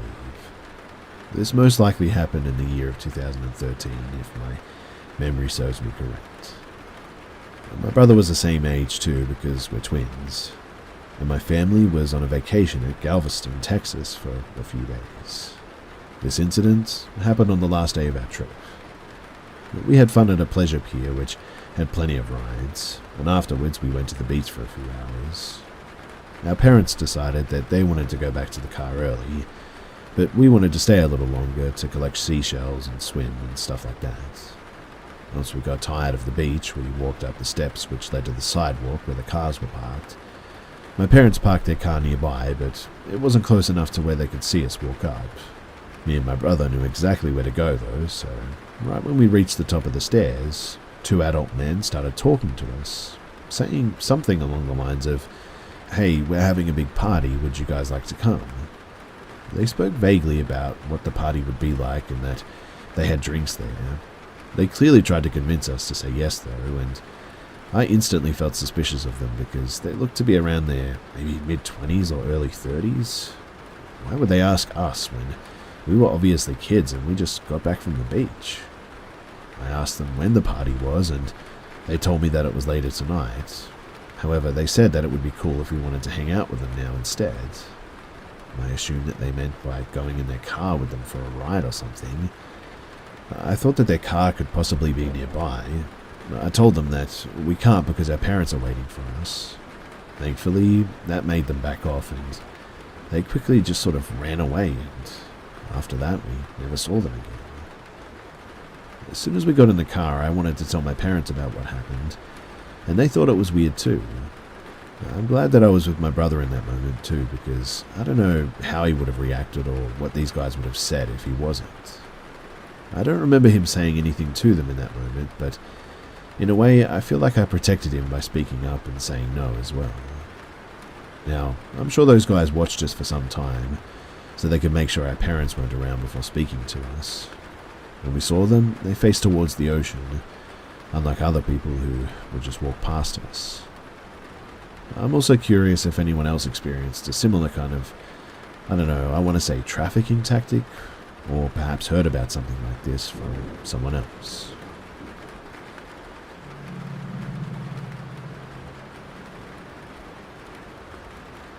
So, before I tell my story, you guys probably need to know some key information that will be shown in about 20 seconds.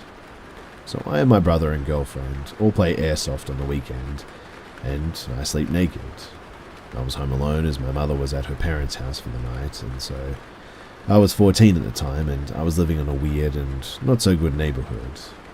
But it wasn't too bad. I mean, it's not the type of people who would murder you or anything, but the type of people where you'd have to check everywhere locked twice to feel like you're safe. Luckily for me, when I came back from airsoft with my brother and girlfriend, I locked the doors and window, but I forgot that I had burnt something in the oven earlier and I had to keep one of the kitchen windows open. I live only with my mum and my German Shepherd, who is an actual monster. But at around 3 in the morning, I heard my dog bark viciously near my kitchen window, and what I've known over the years is that if my dog is barking that viciously, I knew something was up.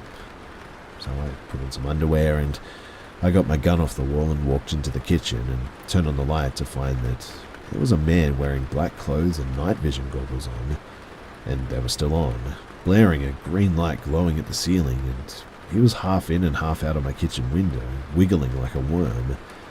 It's a tough window to get into, but the window was about eye level, and I cocked the gun back, ready to fire, and said, "Get out of my house." He stared at me, completely confounded, considering that he'd just been caught by a 14-year-old boy wearing just underwear and aiming a rifle towards him. He looked panicked, though, at the fact that the rifle was aimed straight at him, and he quickly rolled out of my window and ran into the nearby woods.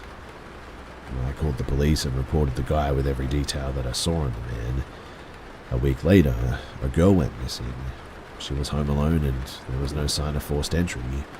The man had been caught for some really vile stuff just 2 streets away.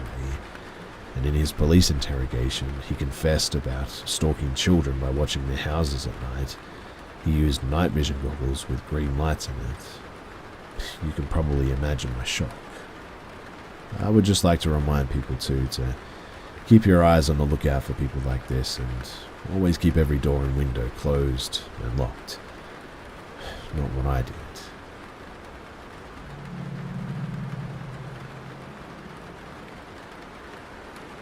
So me and my best friend or roommate have been living together about 3 years now. This is kind of important too because we're so familiar with each other at this point. We have a beautiful historic home in the city, but with the rent skyrocketing and 4 dogs to clean up after, spending $2,000 a month for a massive 8-bedroom home is just simply not worth the cost anymore. So we decided to downsize and stop renting. We're moving into a new house that is in need of a lot of TLC to make it livable. But it was a great deal and will save me hours of my time in cleaning and cost $3,000 less a month in bills for both of us. It's really such a good opportunity, but unfortunately the house, while new and quite nice, has been through a rat infestation and was kind of a hoard site. You see, the prior resident kept her stuff at the house, but had mostly abandoned it and hadn't even slept there in about maybe 4 years. She chain smoked inside every day when she was there, and I don't know that it was ever cleaned or anything too, so we're definitely in the thick of it right now, getting it back into shape. Clearing furniture and tidying, repainting and power washing, outside of changing light fixtures and appliances, repairing flooring and stuff like that. We aren't doing a lot of major construction. Just sort of, I guess, sanitizing, I guess you could say, and redecorating, basically. We know the prior residents well, though, as we bought the house from his family, and it definitely seems like the house got how it was due to undiagnosed depression. And well, currently, my roommate is visiting this long-distance boyfriend in NOLA, and I've been focusing on clearing out and repainting the sunroom. And I'm almost exclusively there at night, but a couple of nights ago I was doing that with the backsliding door open to the backyard, and I heard my roommate's voice. Not any voice, but his voice. I could identify it too in my sleep. I mean, we're together so much. I couldn't tell what he said at all, but it was exactly his voice and sounded like a casual conversation, like he was talking to me from out of the yard. But I knew that he wasn't even in the state. Despite that, I really didn't feel scared or any bad vibes, I guess. I just sort of slid the door closed and kept working.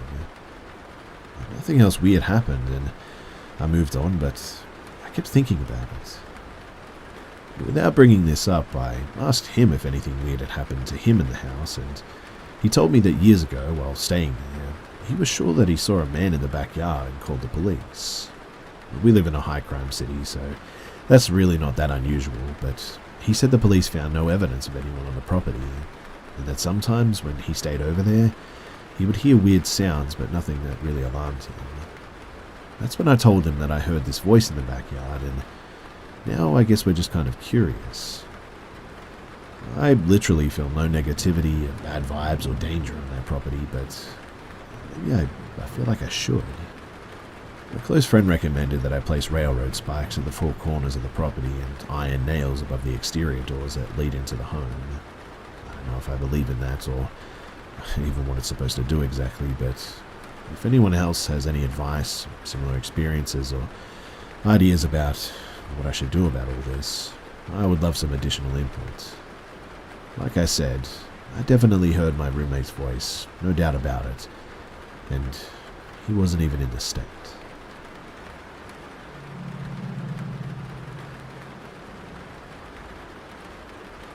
So I have this friend who's into, spiritual stuff, meditates a lot, makes more cleaning rituals, etc. I'm definitely more like a skeptic person, always trying to find a logical reason for weird stuff. But this was all challenged, though, when I visited my friend last year in November. We wanted to go for a walk in the evening, like we often do, and I sensed that something was just off with him. When I asked him, he told me that there's something in this apartment, something weird. Long story short, I wanted to go and take a look, so we went into his apartment, and as soon as we were in there, it didn't really feel that welcoming as it normally did. His cat came sprinting to him as soon as we entered, and she acted a little bit stressed, I guess you could say. He told me that he saw something standing in his living room at night when he went to go to the toilet, but whenever he looked and turned all the lights on, there would be nothing there. I felt really uneasy while he told me this, and I was just looking around, because it really felt like someone was watching me. After a while, I asked him if we could leave. He agreed, and I walked to his apartment door, and he then went into his bedroom, which is on the other side of the living room, and the door to the apartment, because he was looking for his cat to maybe come with us. I told him that I'll be waiting outside, and as I said that, I left the apartment, door wide open, and as soon as I was out in the hall, the door just suddenly slammed shut with a huge bang. My friend come rushing out, pale as flour, and his cat didn't even hesitate to just jump down the stairs and sprint to the main door of the house. I just sort of stood there, shocked. My friend leaned against the wall, saying nothing at all. He stayed the night at his mother's house with his cat that night. And of course, we talked about this later. I tried to find a logical way to explain what had happened, but there's no window open in his apartment, and the door in the main hall of the house was closed too. The door is a massive old wooden door as well, which is a little bit hard to open and close even. To this day, both of us don't know what the cause of this was, but after this evening, the weird stuff that happened, it just never occurred again.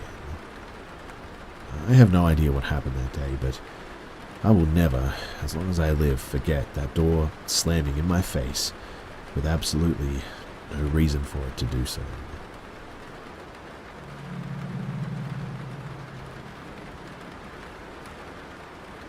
So I was walking down the trail that exists outside the subdivision that I used to live on. It was broad daylight, and there was a road that cars frequently drove down 10 feet off of the trail. But there was a thicket between the trail and the road that would have obscured the vision of drivers passing by. As I'm walking down the path nearing the entrance to my subdivision, I encounter a woman standing in the middle of the path. She says that her phone died, or some such excuse, I don't remember exactly, and asked me if I could let her use my phone to call someone. Now, I had read some stories here by this point. Even though I was a 5'10" dude and around 250 pounds, while she was probably like 5'6" at best and half my weight, I was immediately suspicious and a little bit fearful. I did, however, give her my phone. I probably shouldn't have, but it's very hard to decline a simple request for help like that when you're just put on the spot. Still, I was wary and on high alert. And well, my fears were immediately realized as, in the next moment, I hear the sound of movement in the thicket. I immediately whipped around and see this man emerging from the thicket who is even smaller than this woman. He doesn't say a word to me and doesn't even really react to my whipping around and noticing his presence. He just walks up to the woman's side. I didn't notice much reaction from her end on this too. They clearly knew each other, and stood there until she held my phone back out to me, the call having been unsuccessful. I grabbed my phone, turned around, and I walked away. Now, there are two explanations that I can think of as to what happened here. One is that it was very much a classic setup, but the guy thought better of it and bailed on that plan, whether on account of the size difference or because I was visibly on edge and anticipating something. I do think that this is probably what happened, but it's odd to me that he never seemed to react much to me turning around and seeing him. If he had been creeping up on me and inadvertently made too much noise, I would not have expected him to keep on casually just strolling over as if nothing had happened. I guess it's also possible that he just decided against using me as a mark and emerged from his hiding spot without a care in the world because he'd already decided that it was a bust. Or two, this guy just happened to leave his girlfriend or wife or whatever's side to cross through the thicket and out towards the road for whatever reason, and just so happened to return to her at that time. And I have a hard time believing this one because it just doesn't make any sense for him to be on the opposite side of that thicket where the road was, unless he was like waving cars down for help or something. But it's not like that thicket totally blocked my vision of the road, and I had a lot of time spent approaching the woman once she had entered my line of sight before I'd actually crossed her on the trail. Plenty of time to notice someone mucking around on the opposite side of the thicket. Add on to that the fact that she made no mention of this guy prior, and I don't find this explanation too likely. Which means that I was probably almost set up for something horrible.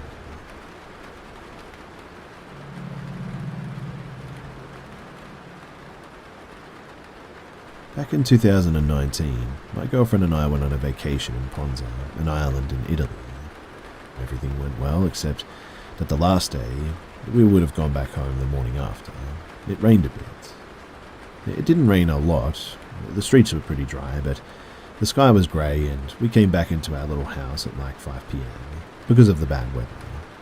We got bored quickly, and we had to wait at least 3 or 4 hours before we could go in to eat at the restaurant, so I decided to visit the only part of the island that I hadn't seen. We got on my motorbike and went to Calafonte, which I found out was totally abandoned due to a collapse that happened in 2017. The whole neighborhood was as neglected and deserted as the beach and the restaurants were, and I swear, too, that we passed through every house, road, or parking lot, and it was just a desert. Nobody lived there, not even a tourist or a car. I think that the collapse of the beach made that spot less interesting, I guess. Anyway, I kept driving in that neighborhood until I ended up in a road-end street near a football field. And when we got there, there were 2 kids playing football on the end of the street. We also noticed that every house nearby was shut closed, not a sign of a human being for like kilometers. So where did these 2 come from? Well, we got close. My girlfriend and I were already freaked out, but I wanted to talk to them because, if I remember correctly, I was looking for a place that I couldn't find, and I thought that maybe they knew where it was. So we approached them. They must have been no more than 6 or 7 years old, dirty as anything, like coal mine dirty. One kid had sort of like a white or more like grey, dirty and torn t-shirt, and the other had only like this rag-like pants. Both of them had no shoes on, and their hair was completely shaved. The shirtless kid had a sort of circular wound, more like a hole in the middle of his pectorals. It was red, bloody, and new, like he'd just been shot or stabbed or something in the middle of his chest. Anyway, I asked this kid if he was okay and also where this place was, and they answered me, but I just couldn't understand a thing that they were saying. It wasn't like the local dialect or an Italian dialect at all. It was just like incomprehensible gibberish. They kept talking and pointing at my bike. We couldn't understand a thing though, so in the end we just said goodbye and made a U-turn. I could see them staring at us from my mirrors. Man, we were freaked out. Anyway, as we kept driving, I looked in the mirror again, but when I did, they were gone.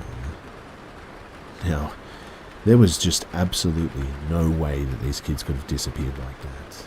There was nowhere for them to go. Not that quickly, anyway.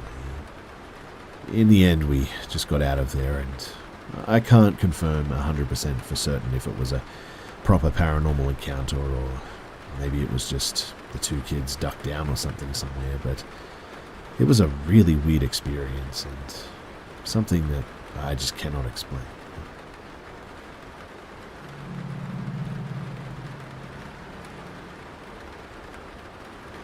So for context, I lived on a ranch in rural South Texas. My house was built in a sort of square shape with 2 living rooms, and all of the bedrooms and hallways connect via bathrooms, so you could walk around the whole house without hitting a dead end. And as a kid, I would sleep in my parents' room, which connected to the back living room or game room. My parents' bed faces the door leading out said room, and one night during a bad thunderstorm, the power went out, and I couldn't sleep, and eventually a flashlight beam appeared on the wall straight across from the doorway, and out of shock, I sort of sat up and stared at it for what I felt like was an eternity. Not knowing where this light was coming from, after maybe 2 or so minutes, I started to see someone sort of stick their hands in front of the beam and started to do hand puppets of a bird and then a dog and then a few more creatures, which I can't explain, but they were at that point that you would make those figures with your fingers.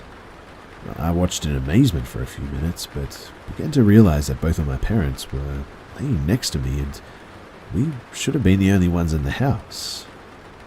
My first instinct was that it was someone outside on the back porch doing this through the glass door, but then I noticed that it couldn't have been due to the angle that they would have had to have been next to the door or way along the wall, which was impossible. I woke my mother up to look, but she didn't want to budge and told me to go to sleep. At the same time, the hand puppets became more erratic and were sort of shifting, so to speak, faster and faster, and I started to cry, and my mother woke up and looked at me, and how I was acting, she eventually looked at the doorway, but said that she saw nothing. I looked back in the direction, and it was gone. Now, I know that this is a really strange story, but after this night, every now and then, at night, the flashlight and the puppets would come back, and I tried to show my parents, but they would never wake up and catch it on time.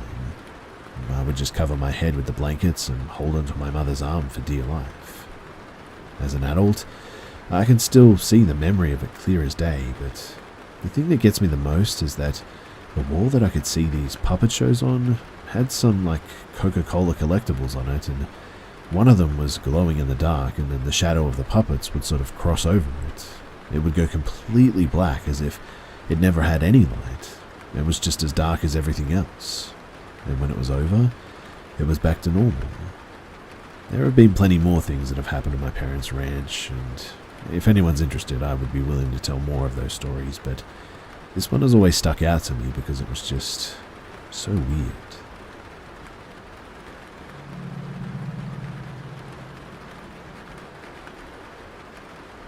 So I've worked as a correctional officer for a long time now. I've worked at facilities in Texas and in Michigan.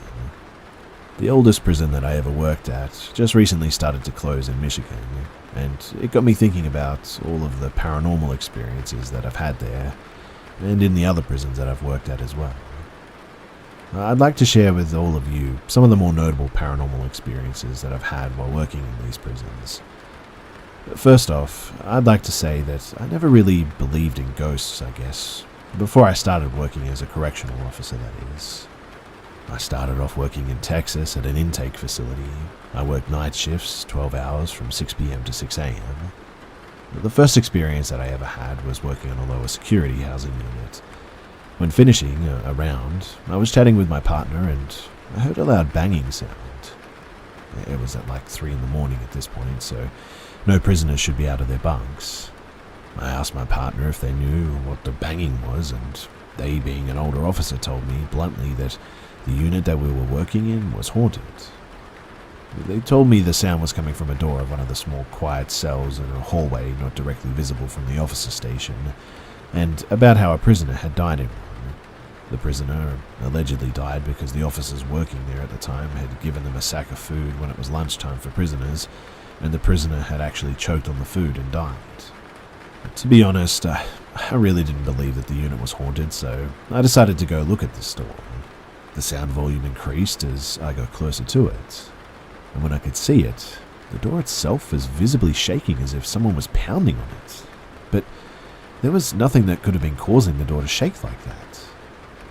I was at a loss for words, and later that night I checked the door again, and there was a steamed up handprint visible on the glass of the door's window. It was a really weird experience, and it was definitely something that was, unexplainable. Anyway, another experience that I had was at the same facility, but at a different housing unit. It was around 1 or 2 in the morning, and I was sitting inside the officer station, watching the cameras, and talking to my partner. I look at one of the cameras and clearly see a prisoner sitting at the table in the day room. I turn my head to look at the day room, and there's no one sitting at the table that I just saw on the camera. I asked my partner to go and check it out because no one is supposed to be out of bed yet.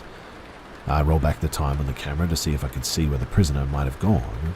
The prisoner on the camera literally just slowly fades away and vanishes completely.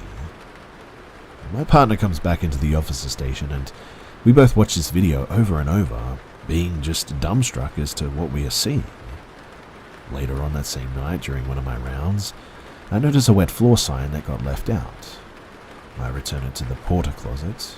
I get back to the officer station and look back to where the porter closet is, and I'll be damned, I see the same wet floor sign left out.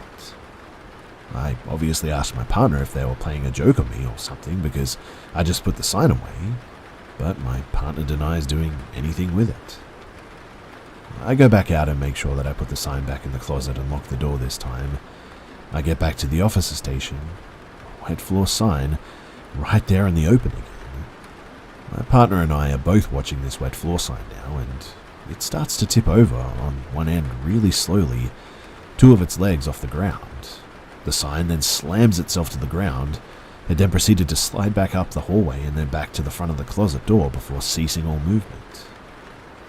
My partner and I, we refused to come out of the officer station for the rest of the night that night because we were just terrified. One more notable one from Texas as well.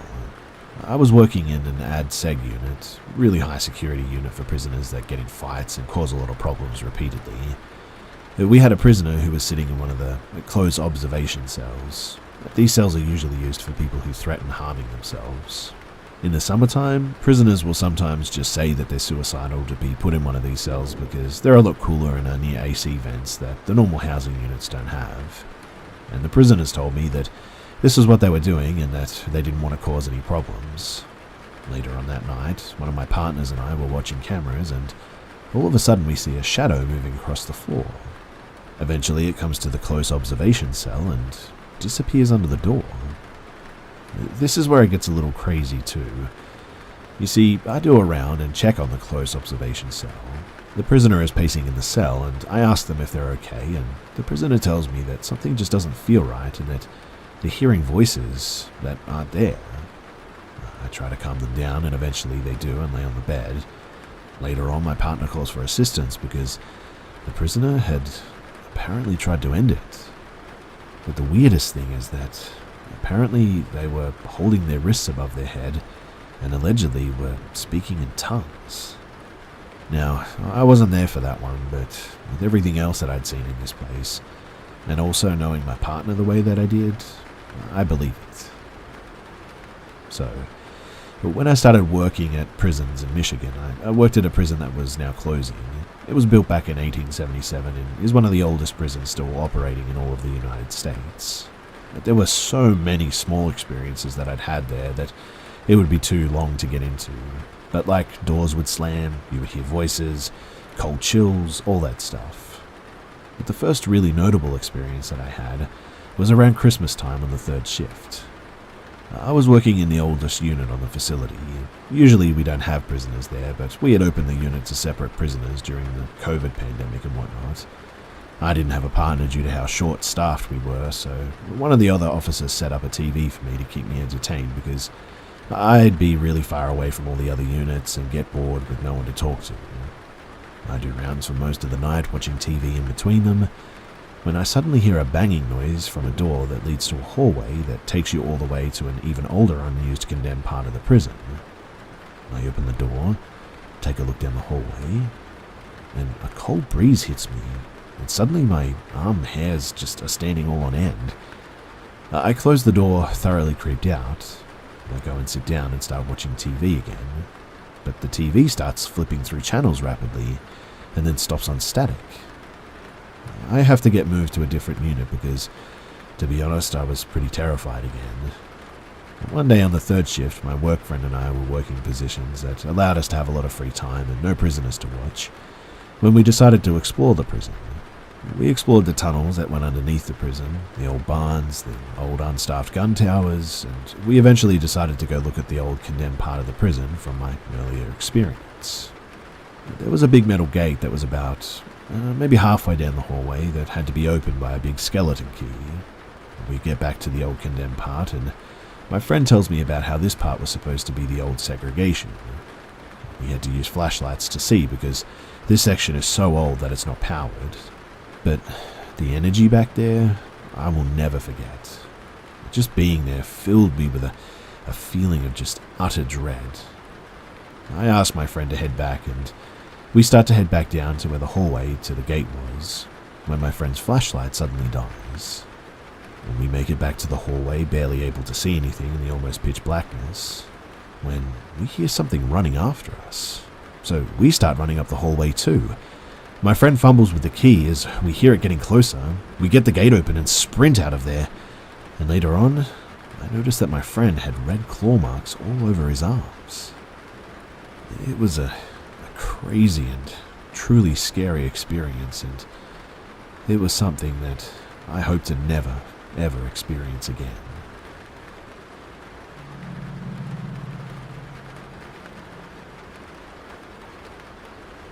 This is something that happened years ago, but the thought of it still keeps me up at night. I was walking through the hills of a provincial park with my dog during the winter, so the sun set much faster than I expected, and before I could get back to my car, it was already dark. Once the sun was gone and all you could see was darkness, I was walking slowly through a field, when out of nowhere I had, to this day, the most gut-wrenching, undeniable feeling that I was being watched. I turned around, and in the distance I saw a figure standing there, darker than the night sky around us. The instant that I saw him, my stomach dropped and my body literally froze. I knew in that moment somehow that he was coming for me. I grabbed my dog's leash and we booked it. Sprinting full speed up and down the hills, around the trees, down embankments. I was running so fast as if my life was dependent on it. And to this day, I'm pretty sure that it was. I make the 30 to 45 minute trip in 10, and all that stands before me in my car is this switchback. You have to sort of go back and forth up if you want to reach the top. So once again, I'm giving it all I got, running up this switchback as fast as I possibly can. And once I reach the top and look back down, who else but this person is chasing me? And he gets up the switchback like how any sane person would. Of course not. He starts sprinting right up the middle of this switchback, heading straight for me. I scream at him to leave me alone, and he doesn't say anything. Not a single word, just continues running right at me. I am so lucky that my car was at the top of this hill because as I ran towards it, just like in the horror movies, I dropped my keys and I was fiddling with them trying to open the door.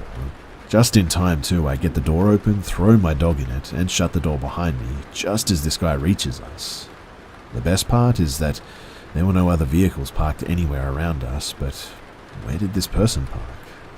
Yeah, right next to me of all places. Now, this guy literally jumps into his truck so quickly, and to this day I've never seen a better example of speeds out of there like a bat out of hell. He guns the engine so hard, black smoke is blasting out of the back as he swerves out of there, leaving skid marks behind him. I sat in the back of my vehicle for hours afterwards, shaking and crying, knowing that I was this close to whatever he had planned for me. And that's why I'm sharing this story, in the hopes that people won't ignore that gut feeling, the little voice in the back of your head that tells you to run. If I didn't that day, I never would have noticed him in time and would have had the heads... If I didn't that day, I never would have noticed him in time and wouldn't have had the head start that I needed to escape. Always trust your gut feelings and intuitions, because it might really be the deciding factor in if this is your final day on Earth or not.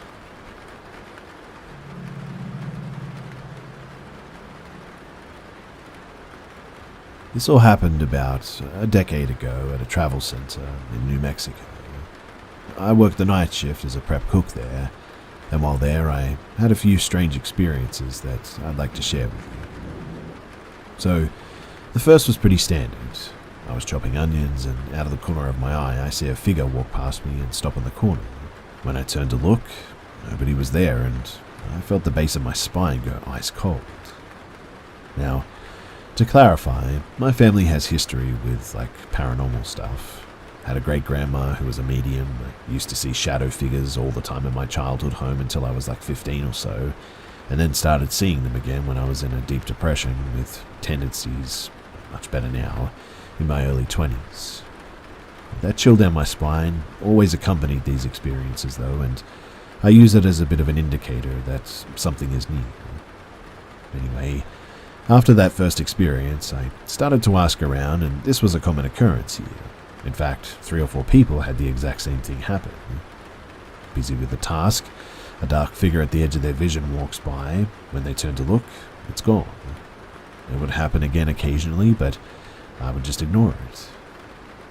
The second wasn't a single incident, but something that happened regularly, usually after seeing it in the corner of my eye again. Part of my job as a prep cook was making large batches of soup and chilies for the next day. I'd put these 5-gallon pots on the burners with the meat to start browning, turn to chop the veggies, and when I turned back, all my burners would be off. Fairly innocuous, but it happened too often for it to be an error, and again it was accompanied by a chill in my spine. But the final incident actually happened to someone else, but I was present for it. To explain as well, here is a quick rundown of how our walk-in is laid out. So, the door was in the prep kitchen. Inside the walk-in was a second door that led to our freezer. The freezer had its own light switch that was located in the regular walk-in fridge. So, the line cook goes into the walk-in. I think nothing of it until he comes out a few minutes later wanting to kick my butt. After I calm him down, he tells me that he was in the freezer section when all of a sudden the lights turn out and he starts hearing a man laughing coming from the main walk-in. I let him know that not only was it not me, but I'd been in the kitchen the whole time and nobody else had gone in. He goes white as a sheet at this and didn't want to talk about it anymore. So, those are my experiences at the truck stop. Thankfully, I don't have much contact with the other side now that I'm in a better headspace, but I have a couple of others from my time in New Mexico that I might share at some point in the future. For now, it feels good to get this off my chest, and I just want to say thanks for listening.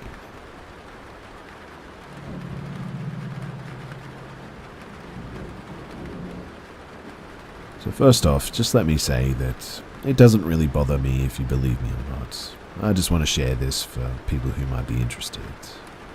That said, I had my second hypno-regression session today to revisit my alien abduction when I was 6. I remember everything. I thought that I had a clear picture last time, but I was wrong. The second session had me face the entire thing without fear, and I remember them taking me, their megaship, their transport hangar, all of the human-looking people, crafts, the bed, the tracker, the box. I remember it all.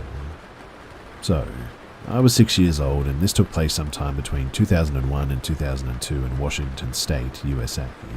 I remember seeing a blinding, bright white light fill my entire room and illuminate everything in it. Then I remember seeing these 2 people appear out of nowhere, standing in my room next to my window, and I hear a resounding voice in my head say, "Come with us."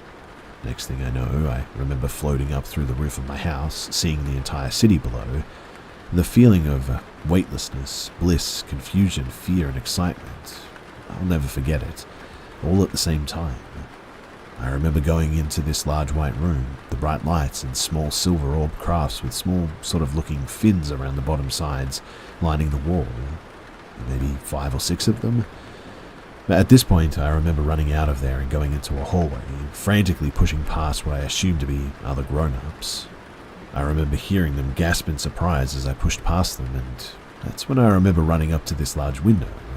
I looked out, trying to get a sense of where I was, and all I saw was space and the earth below me. I remember being scared, running away and into another group of these people where one stood up and said, "Whoa, you're not supposed to be up here." They grabbed me, soothed me with this weird sort of sensation of being under a waterfall of smoke that tingles the entire body as it washes over you. They said that their name was Arik and held me there until 2 smaller people showed up. At this point, I think they did something to me because I couldn't move. I remember being floated or carried back down this hallway and into this large room with a strange brown light that glowed in the whole room. They laid me down into a bed, and that's where this large mantis-like being was there, wearing some kind of a robe or a coat. I know it sounds really weird, but I remember being scared, a bit somehow okay with it, but I had this warm, sort of hazy feeling still. I remember being held down by my hands and wrists, and it hurt a lot. The mantid told me that it was so that I wouldn't run away, but that they'll help take the pain away, and they did. I distinctly remember the pain went away after that. Next, I remember it turned on a bright overhead light in the room, turned my head to the left and put a large sort of cylindrical needle or syringe thing behind my right ear, and then everything just went completely white and fuzzy. They said that it was a tracker, and it was so that they could watch me. They told me that it was all part of the plan so that they could study and preserve humans for the future. They told me that I'm supposed to be a teacher and that my purpose is in the future of this world. Next, I remember being taken by these 2 smaller beings into an adjacent room where they gave me this, small box. When I opened it, it exploded in a fountain of light, and inside the light, I saw screens with pictures of trees, mountains, a river, memories, numbers, letters, people walking, symbols, and all kinds of things. But most of all, it showed me my previous life. And to be honest, I really don't know what to think of this. So, I would really like some help. In this box, this previous life, these beings showed me the house I lived at, how I lost my family of a wife and 2 kids, and how it ultimately led to my all-consuming sorrow and the taking of my own life. If anyone knows a Marcus Peterson who had a wife and 2 kids that were about 10 and 6, give or take a few years, died in a car accident, and Mark took his own life. We lived in a small house on a piece of land surrounded by trees apparently, with a front porch covered by a small roof, a screen door and brown wooden front door. Then please, do let me know. In any case, after that whole experience, they took me back to this large hangar area. They floated me back down into my room with the bright light, laid me down into my bed, turned around, and I felt them say, "We'll be seeing you again soon." And then they left. And that's pretty much it. So if you have any ideas as to what I should do now, then I would love to hear it.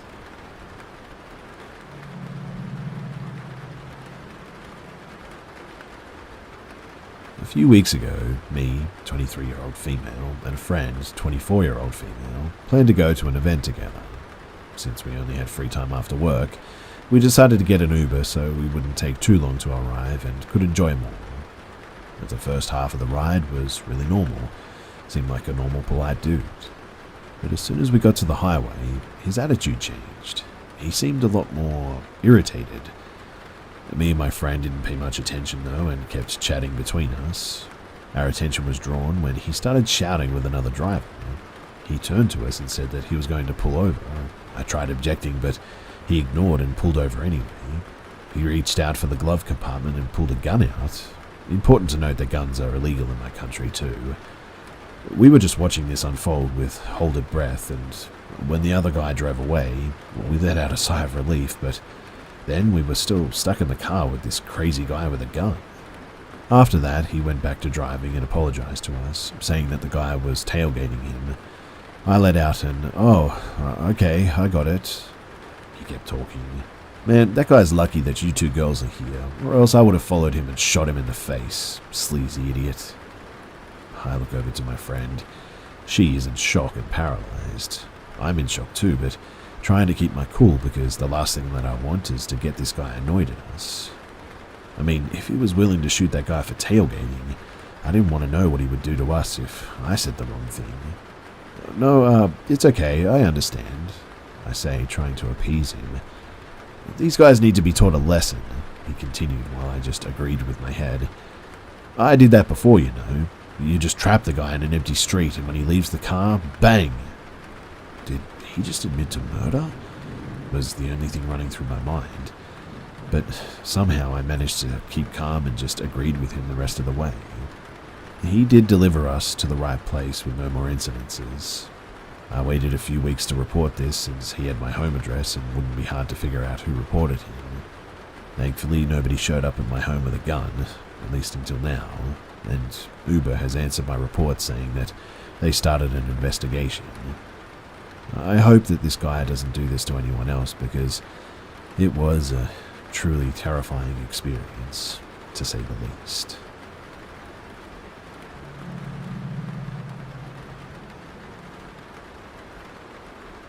This happened a few years back, and though I've experienced other strange phenomena since, this in particular has always stuck in my brain. So I worked as a server at what was portrayed to be a high-class evening restaurant where a reservation was required. The restaurant was inside a pre-Civil War era stone house and located right in the center of a well-known haunted town with a lot of history. It was around 4:50 p.m., 10 minutes before opening. I was the only one on the schedule that night besides for the chef. The dining room had large street-facing windows that had been sealed shut for years with no other opening to the outside. Everything was set up for the night, and all I had left to do was lighting the 15 or so candles that decorated the mantel and the tables. The candles had no trouble sparking up and had steady, consistent flames. Before exiting from the dining room, I took a last remaining glimpse to ensure perfection and was very happy with my work. I then left for the kitchen to quickly check in with the chef before opening. I made my way back to the dining room after no more than maybe a minute, and when I say that I was absolutely gobstruck, I'm not kidding, because every single candle had been blown out. There was still smoke lingering from all 15 candles as well, and my mind just cannot come up with an explanation, a logical one anyway, for this.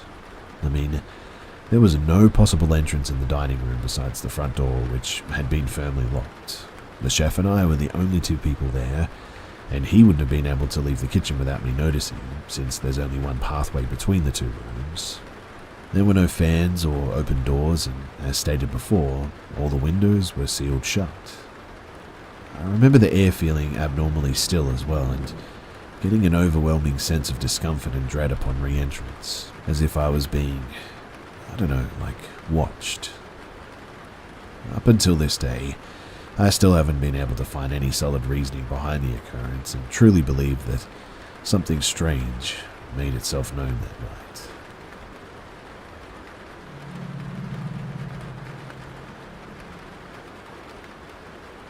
Around a year ago, my neighbors 3 doors down the street moved to a nearby town and a new family moved in.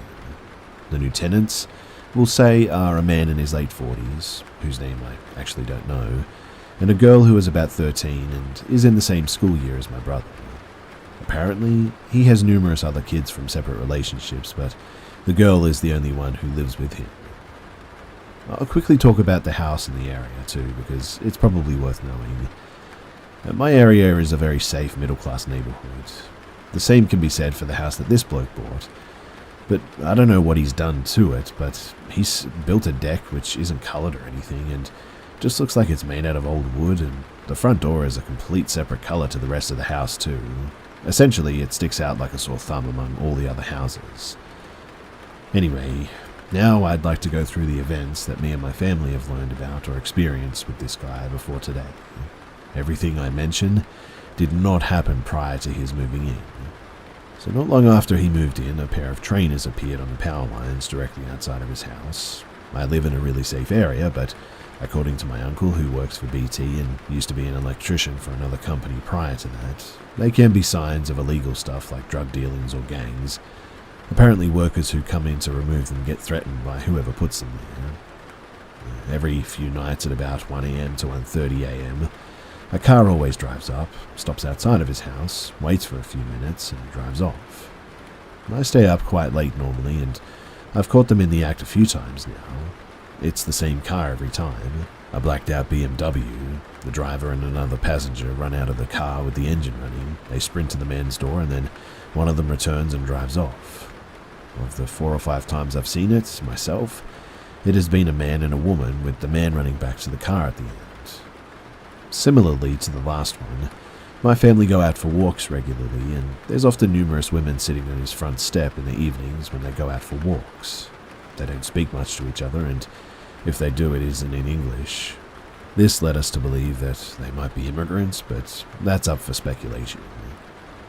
On numerous occasions, my next-door neighbours, an older woman in her mid-50s, who I'll call S, her daughter A, and A's boyfriend D, walk A's dog around the nearby streets. Usually the dog walkers are S or D, and one day a few months ago, D was walking their dog when they heard screams coming from the house. He immediately went back home and called the police. I'm not sure what happened afterwards, but on another day, not long after it, was S walking the dog late at night. As she went past the bloke's house, she saw an unmarked car and a police van outside of his house, almost in a barrier shape around his driveway. I also don't know much about this either, unfortunately, but there's allegedly been a duvet cover hanging out of the bathroom window with stains on it. One of my neighbours, who I'll call Fish and Chip Man, he owns a fish and chip shop, who is the bloke's next door neighbour, speculated that it could be one of two things: a drug farm or a torture chamber. Torture chamber seems a bit far-fetched to me, and I don't buy it personally, but drug farm sounds plausible to me, considering the trainer situation too. There was a time around a month ago where my parents were at a nearby guitar festival which I was performing at. They ran into a very drunk man who said that he lived adjacent to the bloke on the other street parallel to ours. But my parents subtly sort of pressured this guy, who apparently had a whole number of stories himself. They were very similar to ours, but he's not affiliated with our street, so it's interesting to know that there's others around him who have noticed the same thing. But it's also very concerning to us for obvious reasons. Now, this is where I want to talk about yesterday's events. This is very hot too, so I'm prepared for half of this to be incorrect to some extent, but there's some things that we know for sure, some things are speculation, and hopefully we'll be able to tell what is what soon. So, I'll start with 2 nights ago. At around midnight, a woman started pounding on the man's door, screaming threats at him in the middle of the night. The man, presumably drunk, started shouting back through a window. Fish and Chip Man opened a window and shouted to the man to shut up because he's disrupting everything. The man shouted back to Fish and Chip Man something about rape allegations, which Fish and Chip Man responded to by saying that he was calling the police. For whatever reason, Fish and Chip Man never called the cops though. However, someone must have anyway, because at around 4 a.m. yesterday morning, he was arrested by the police. Why? I don't know. But his young kid was apparently being relocated to her grandparents or something. According to me, after 3 p.m. and my dad before that, from 4 a.m. to 8 p.m., there have been police vans parked in his driveway all day, at least 4 different officers on standby at all times, and both a marked and unmarked car have been stopped and staring all day. They've apparently been scanning and searching the house all day and only left in the late evening. I managed to watch the moment that the unmarked car arrived. 2 officers left it, took what looked to be an Asian woman in glasses out of the house and into the back seat of the car, and that car never came back. Apparently at about noon, my other next door neighbour, P, went to the officers and nonchalantly started pushing them for information. My dad's the one who's been keeping such a close eye on this, and quite a bit of this information has come from him. So when he saw P go engage in some friendly conversation, he, of course, was right out there in an instant. Afterwards, P took my dad into her house and gave her side. And this is what P thinks she knows. Firstly, the man has already had a criminal record which we were unaware of. There's also a possibility that he's been in jail in the past. The second, more concerning and more likely to be the truth, is that the bloke's father was a major criminal and is also still incarcerated. The most common and most believed theory is that he's a pedophile and also a sex offender. But here's the final point and the most concerning to all of us. He might be out now, and I looked outside at about 11 o'clock last night and realized that his car is missing from his driveway. Before writing this, his car was in the driveway and all the lights in his house were completely off. And this could mean one of two things. One, the more likely solution is that he has been released, has returned and has driven off somewhere. I don't know where he could have gone, but given his track record, so to speak, it's probably not good. And two, he's still in the police station and they've taken the car away. I don't think that this is the case, however, as I feel like we would have heard a flatbed made its way down the quiet street at some point. In any case, if I find out anything more, then I'll definitely share it with you guys.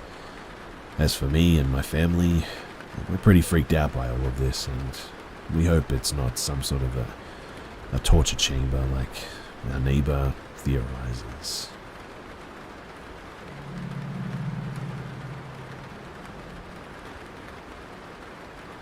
To start this off, I'd like to say that I don't live in a creepy house. It's old, I admit, but in a charming sort of way. It doesn't feel negative when you walk in. It feels like home, really. Always just home. So you can imagine my absolute shock when I was laying in bed alone this morning watching something watch me back. 4 a.m. this morning, my husband left our bed to go to the bathroom. Our room is decent sized, but from where the bed sits, you can sort of see one of the 2 windows in the room, the other one being covered by blinds and the TV. It being 4 a.m. in the summer, it's a bit light to where you can see outlines and curtains and things. We have no animals, by the way. So I laid in bed waiting for him to return so that we could cuddle when I blinked and suddenly saw movement in the dark. A dark mass in the shape of a head had moved over the top of the covers just enough to where I could make out the fact that it was moving. I froze because I thought that it was my husband at first. Sometimes when he gets up, he'll sit in the chair and put on the headphones and play video games to not wake me up when he can't go to sleep. And I thought that maybe he had just got back in and I just didn't hear the door open, and that's why he was sitting in the dark looking at me like that. So I asked him, "Why are you sitting on the floor?" A few seconds with my heart pounding, no answer, and then I heard the doorknob click, and as soon as my husband walked in, it ducked down and it just disappeared. I screamed, obviously, because, what the heck, right? And had him do a thorough search, but he didn't find any intruder. I still can't explain it, and I'm scared to go into my bedroom alone now. I experienced a lot of stuff, especially as a kid. I've been told that I had an aunt that had passed away in another life that was trying to look out for me, but I've never ever seen what I witnessed this morning. It did not make me feel safe at all.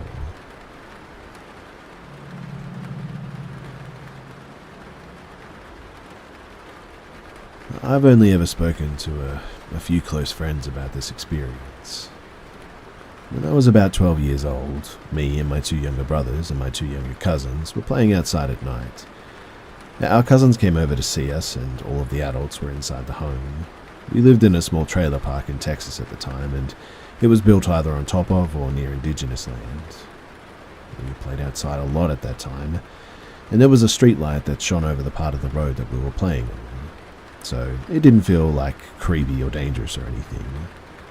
I looked down the road where a white house sat, and next to it was a garage, and next to that was the forest. And there was a lot of forest in this area, in fact. And I noticed something coming out of the forest. I thought it was a wolf for a brief moment, but then I felt my heart sink when I saw its distorted-looking, long, thin limbs, and the uncanny way that it moved brought tears to my eyes almost. It had a long head and a small mouth like a horse, tan in color, and it was extremely thin and had no tail. It was weird looking, and as soon as I saw it, I knew that something was wrong. I grabbed my cousins and told them to look where I was pointing and asked if they could see it too, or if I was crazy.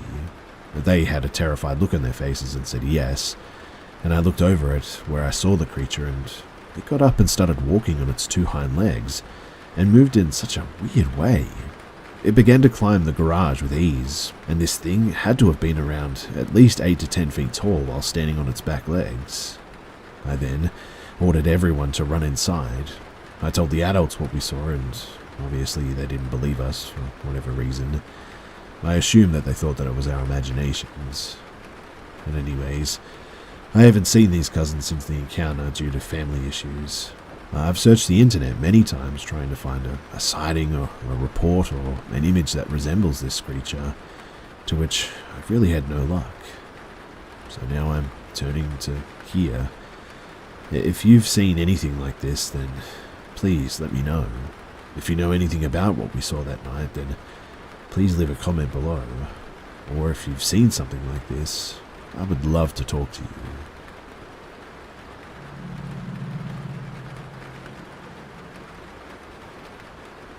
Listening to some stories here, it's reminded me of an event that occurred about a month ago behind my home.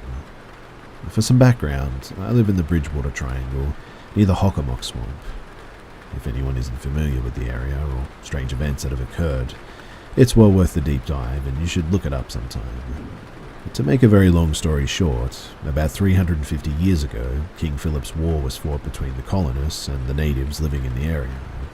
The conflict lasted 3 years from 1675 to 1678, killing nearly 5,000 natives and the colonists during that span as well. At the time, many of the deceased were buried in the neighbouring swamps and forests with unmarked graves, and over the years the area has been a hotbed for paranormal activity, such as apparitions, thunderbirds, Sasquatch and UFOs, just to name a few. Anyway, on to my story now. So, it was a typical cool summer night when I came home from the gym at around 11:40 p.m. on a weeknight. I jumped out of my car and headed for the back door when I began to hear the sound of drums coming from the direction of the woods. My house is the last on the street, closest to the town river and adjacent to the swamp or deep wooded area. The closest house through the woods is about 8 miles away, and I've never heard them to this point, as I've lived in this home since 2014. So, naturally, I sort of walked towards the tree line to identify the source of the sound. The drums sounded very basic, like a hand drum maybe, and it played in a very methodical, rhythmic, sort of almost tribal beat. But what happened next, I really can't fully explain. You see, as I began to get closer to the woods, staring into the darkness, the volume of the drums began to raise and lower at random. It didn't sound like the drum's volume was being adjusted. Instead, it sounded like the drums were moving, like whoever was playing the drums was sprinting through the woods at an inhumane rate of speed, causing the drums to sound as close as 50 yards to as far as about 150 yards away in mere milliseconds.